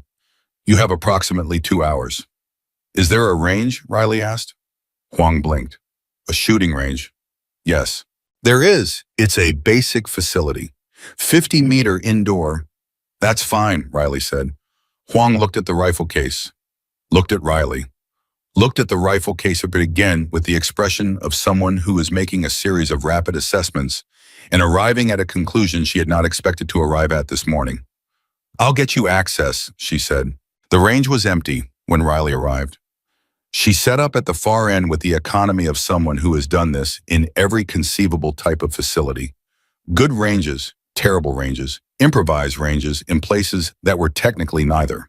And she ran through her maintenance check, not because the rifle needed it after yesterday, but because this was what she did in the time between.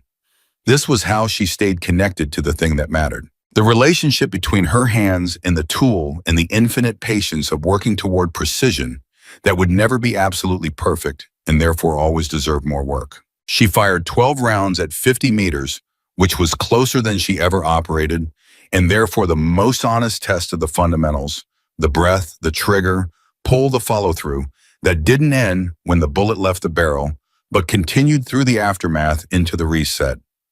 Every round landed exactly where she put it, not close to where she put it, exactly. She was running her third magazine when the door to the range opened and Captain Huang came in with a tablet in her hand and an expression that had changed from the efficient neutrality of their first meeting into something more complicated.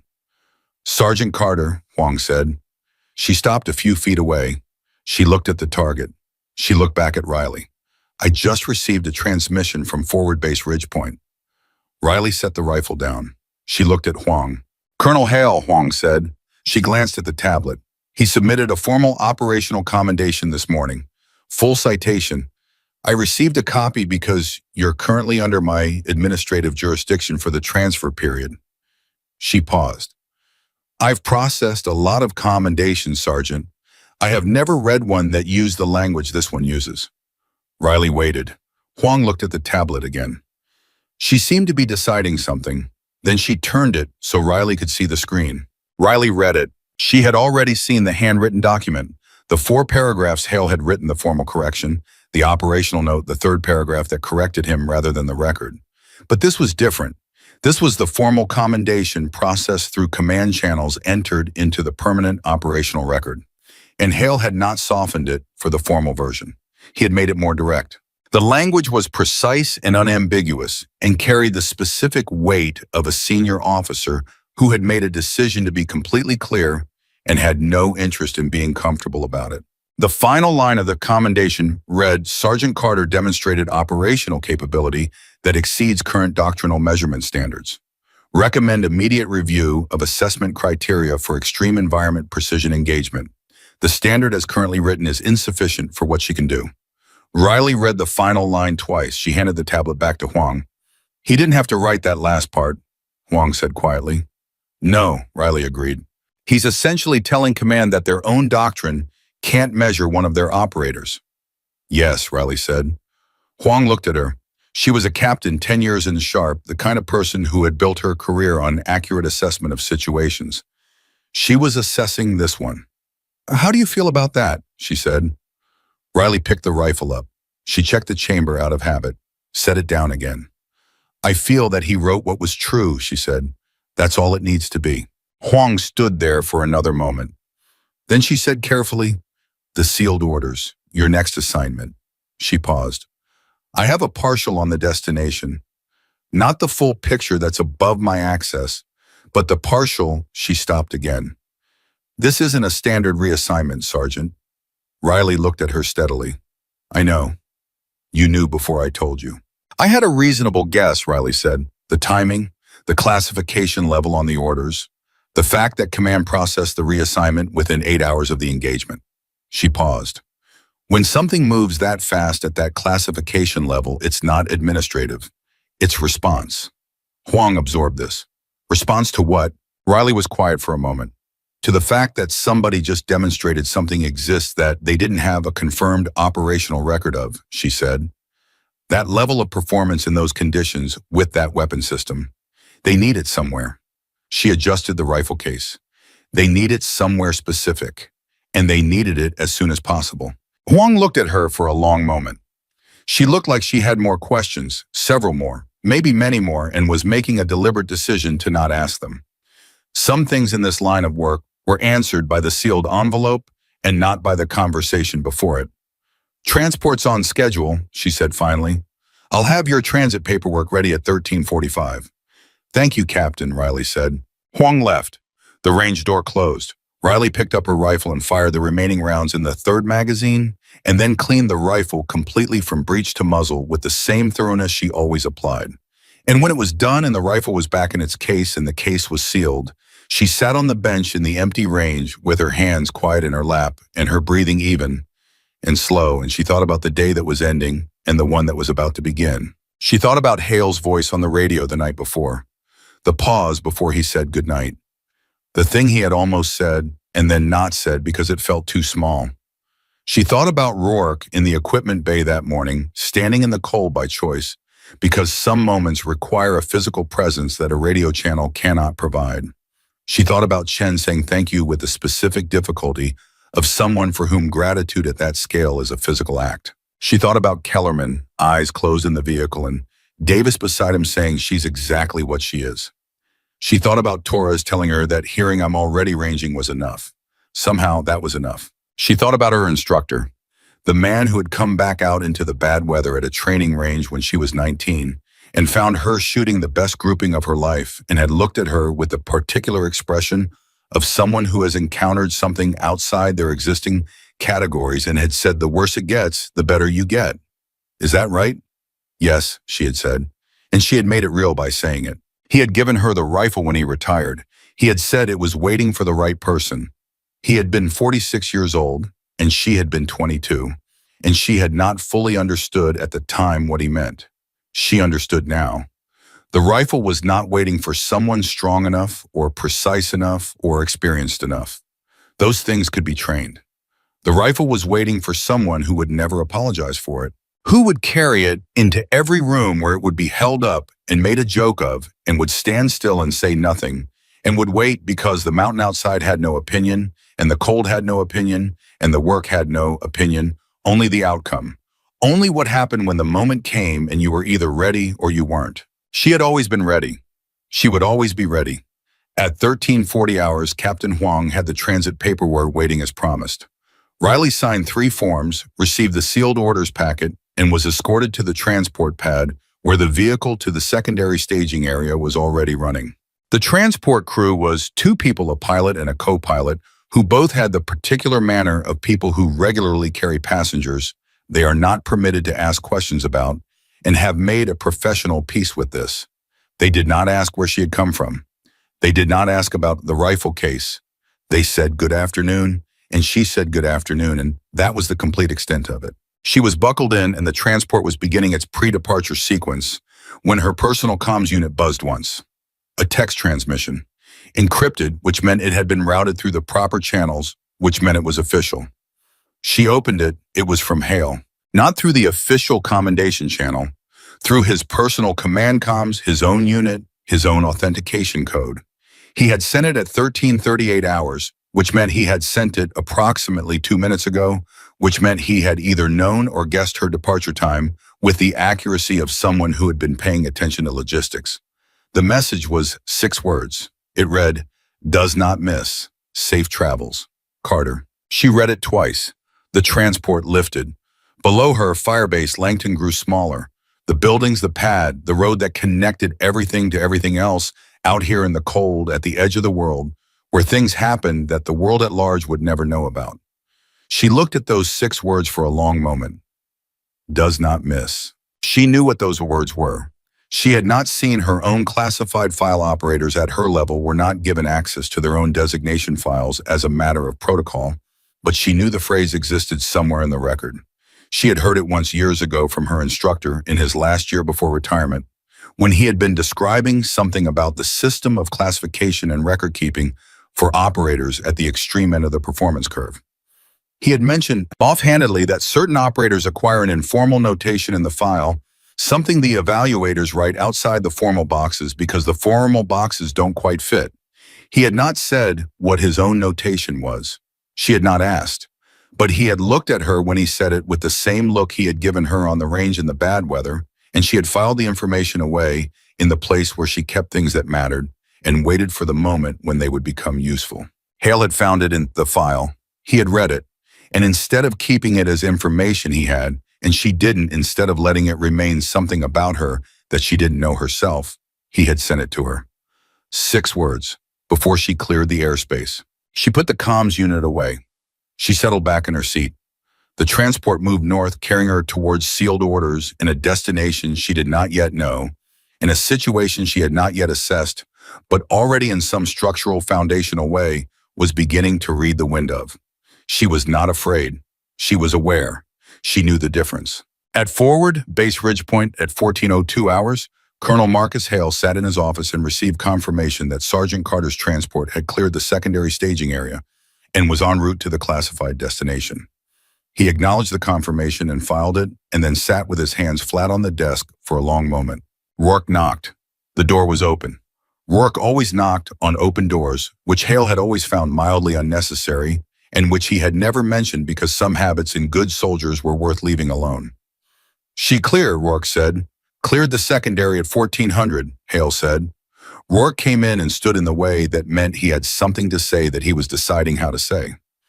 Hale had learned this posture over 7 months and had learned to wait it out rather than ask. "I pulled the engagement coordinates this morning," Rourke said finally, "from the recon drone data." Hale looked at him. "And I went through every shot, tried to work out the geometry from her position to each target." He paused. "The fourth vehicle, the turret on IFV, the thermal aperture shot." He stopped again. He had the expression of a man who has done math and doesn't love the answer, but respects it completely. From her position on that ridge with that wind angle, the window she identified in the sweep interval. The window was approximately 1.4 seconds. Hale was very still. 1.4 seconds, Rourke said. That's the window in which the thermal sweep was not pointed at her position. That's how long she had to fire and complete the shot before the sweep came back around and got a return. He looked at Hale steadily. She identified that window by watching the sweep pattern. She built the shot inside it. 1.4 seconds. The room was quiet. "And she made it," Hale said. She made it," Rourke said. Hale looked at the desk, at the handwritten document with the 4 paragraphs, at the cold coffee that he had still not replaced with hot coffee because he kept forgetting, because his mind kept going back to the valley and the ridge and the 4 shots, and now the window of 1.4 seconds inside which one woman with a 50-year-old rifle had made a decision and executed it completely. "Rourke," he said. "Sir, the commendation I filed this morning." He paused. "The last line, the part about the doctrine being insufficient." "I heard about it," Rourke said. "Word travels." "Command is going to push back," Hale said.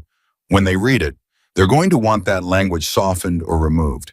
I'm going to receive a communication about it within the next 72 hours. Rourke waited. His expression was neutral in the careful way that meant he was very interested in what came next. "I'm not going to change it," Hale said. Rourke's expression did not change, but something in his posture relaxed a small, almost invisible shift. "No, sir." "No," Hale said. "I wrote what's true. She exceeded measurement. That's in the record now, and it's staying in the record." He paused. "Some things get written down, and then they stay." Rourke nodded. He turned to go. At the door he stopped. "Sir, one more thing." "Go ahead." "Chen asked me this morning after she left. He asked if what she did was teachable, if it was something you could transmit to another person." Rourke paused. I didn't have an answer for him. Hal thought about this. He thought about 19 years old in a training range in bad weather and an instructor who came back outside to find one person still there. He thought about the phrase, "the worse it gets, the better you get," and what it means to say that out loud and make it real. He thought about a rifle that had been waiting for the right person and had found one. "Tell him," Hale said slowly, "that the skill might not be teachable, but the decision is." He paused. "The decision to stay on the range when everyone else goes inside. That part you can teach. That part you can choose." He looked at Rourke. The rest is hers. It was always hers." Rourke left. Hale sat alone. In the mess hall, Kellerman was eating lunch with Davis and not eating much of it, pushing the food around in a way that Davis recognized as thinking rather than not being hungry. Davis let it go on for about 4 minutes and then said, "Just say it." "She told me something," Kellerman said. "Before she got out of the vehicle yesterday. She said the danger isn't the cold. She said the danger is deciding the situation is bigger than you are before you find out if it is." He pushed the food again. "I keep thinking about that." "Because it's true," Davis said. "I keep thinking about whether I do that," Kellerman said. "Whether I've already decided in some situations that You held formation yesterday, Davis said. Torres held formation. You held it too, in your own vehicle. You held it in your head, which is the harder kind. Davis looked at him directly. She didn't say the danger is other people deciding the situation is too big. She said the danger is you deciding it. Don't do that. He paused. That's the whole instruction. Kellerman sat with that. He ate some of his food. Do you think we'll hear about her again, he said. After this, whatever she goes to next. Davis considered this honestly. No, he said. I don't think we will. What she does doesn't end up in the places we read about. It ends up in files we'll never see. He paused. But it happens. Whatever she goes to next, it happens. And because it happens, something else doesn't. And we don't know what that something else would have been. And neither does anyone else. Kellerman was quiet for a long time. That's a strange kind of important, he said finally. Yes, Davis said. It is. The classified files that documented the life and record of Sergeant Riley Carter designation Winter Phantom Unit, Special Environment Engagement Detachment Weapon System, modified vintage bolt-action rifle were updated at 1600 hours on the day of her departure from Firebase Langton, with the addition of a formal commendation from Colonel Marcus Hale Ford, Base Ridge Point, Cara Valley Theater. The commendation was entered in full unedited, including the final line. The total confirmed engagement count was updated to 55. The notation at the end of her psychological profile, the section reserved for informal assessor language. The space outside the formal boxes where evaluators sometimes wrote things that didn't fit anywhere else, had contained for 6 years a single phrase added by the first psychologist to evaluate her at level 4 clearance. The phrase had remained unchanged through 4 subsequent evaluations, each successive psychologist finding no reason to alter it because the phrase remained precisely accurate with each year that passed. It read, "Does not miss." This is not a statistic. This is a description of character. Hale had read it. He had sent 6 words of it to her transport, and somewhere above the Cara Valley in a vehicle moving north toward a destination that did not appear on standard operational maps, Riley Carter had read those 6 words and put the comms unit away and settled into her seat with the rifle case across her knees and her hands quiet and her breathing even, and she had not smiled or wept or made any gesture that the transport crew would have been able to report as notable. She had simply looked at the road ahead. Whatever valley was waiting, whatever mountain, whatever storm, whatever formation of vehicles arranged by people who did not know she was coming, she would read it. She would find the high ground. She would arrive before the deadline. She would lie still in conditions that would send most people back inside, and she would wait with the patience of someone who has made the decision long ago and completely that the situation will not be bigger than her until the evidence proves otherwise. And the evidence had never proven otherwise, not once. Not in 9 years, 55 confirmed engagements, 5 deployments to the coldest operational theaters on record, 1 Category 3 blizzard, 1 armored blocking force, and 4 shots fired across a valley where nobody had believed she could make a difference. She had made the difference. She had made it alone in the cold with a rifle that belonged in a museum, and she had come down off the ridge when the job was finished, and she had cleaned the barrel where someone else's hands had been, and she had done all of it without asking anyone to change their opinion of her, because opinions were not the point and had never been the point. And she had known that since she was 19 years old on a range in bad weather, the last person standing the only one who had not gone inside. The transport flew north. The valley fell away below. The record was written. And Sergeant Riley Carter, Winter Phantom 55, confirmed, does not miss move toward the next one.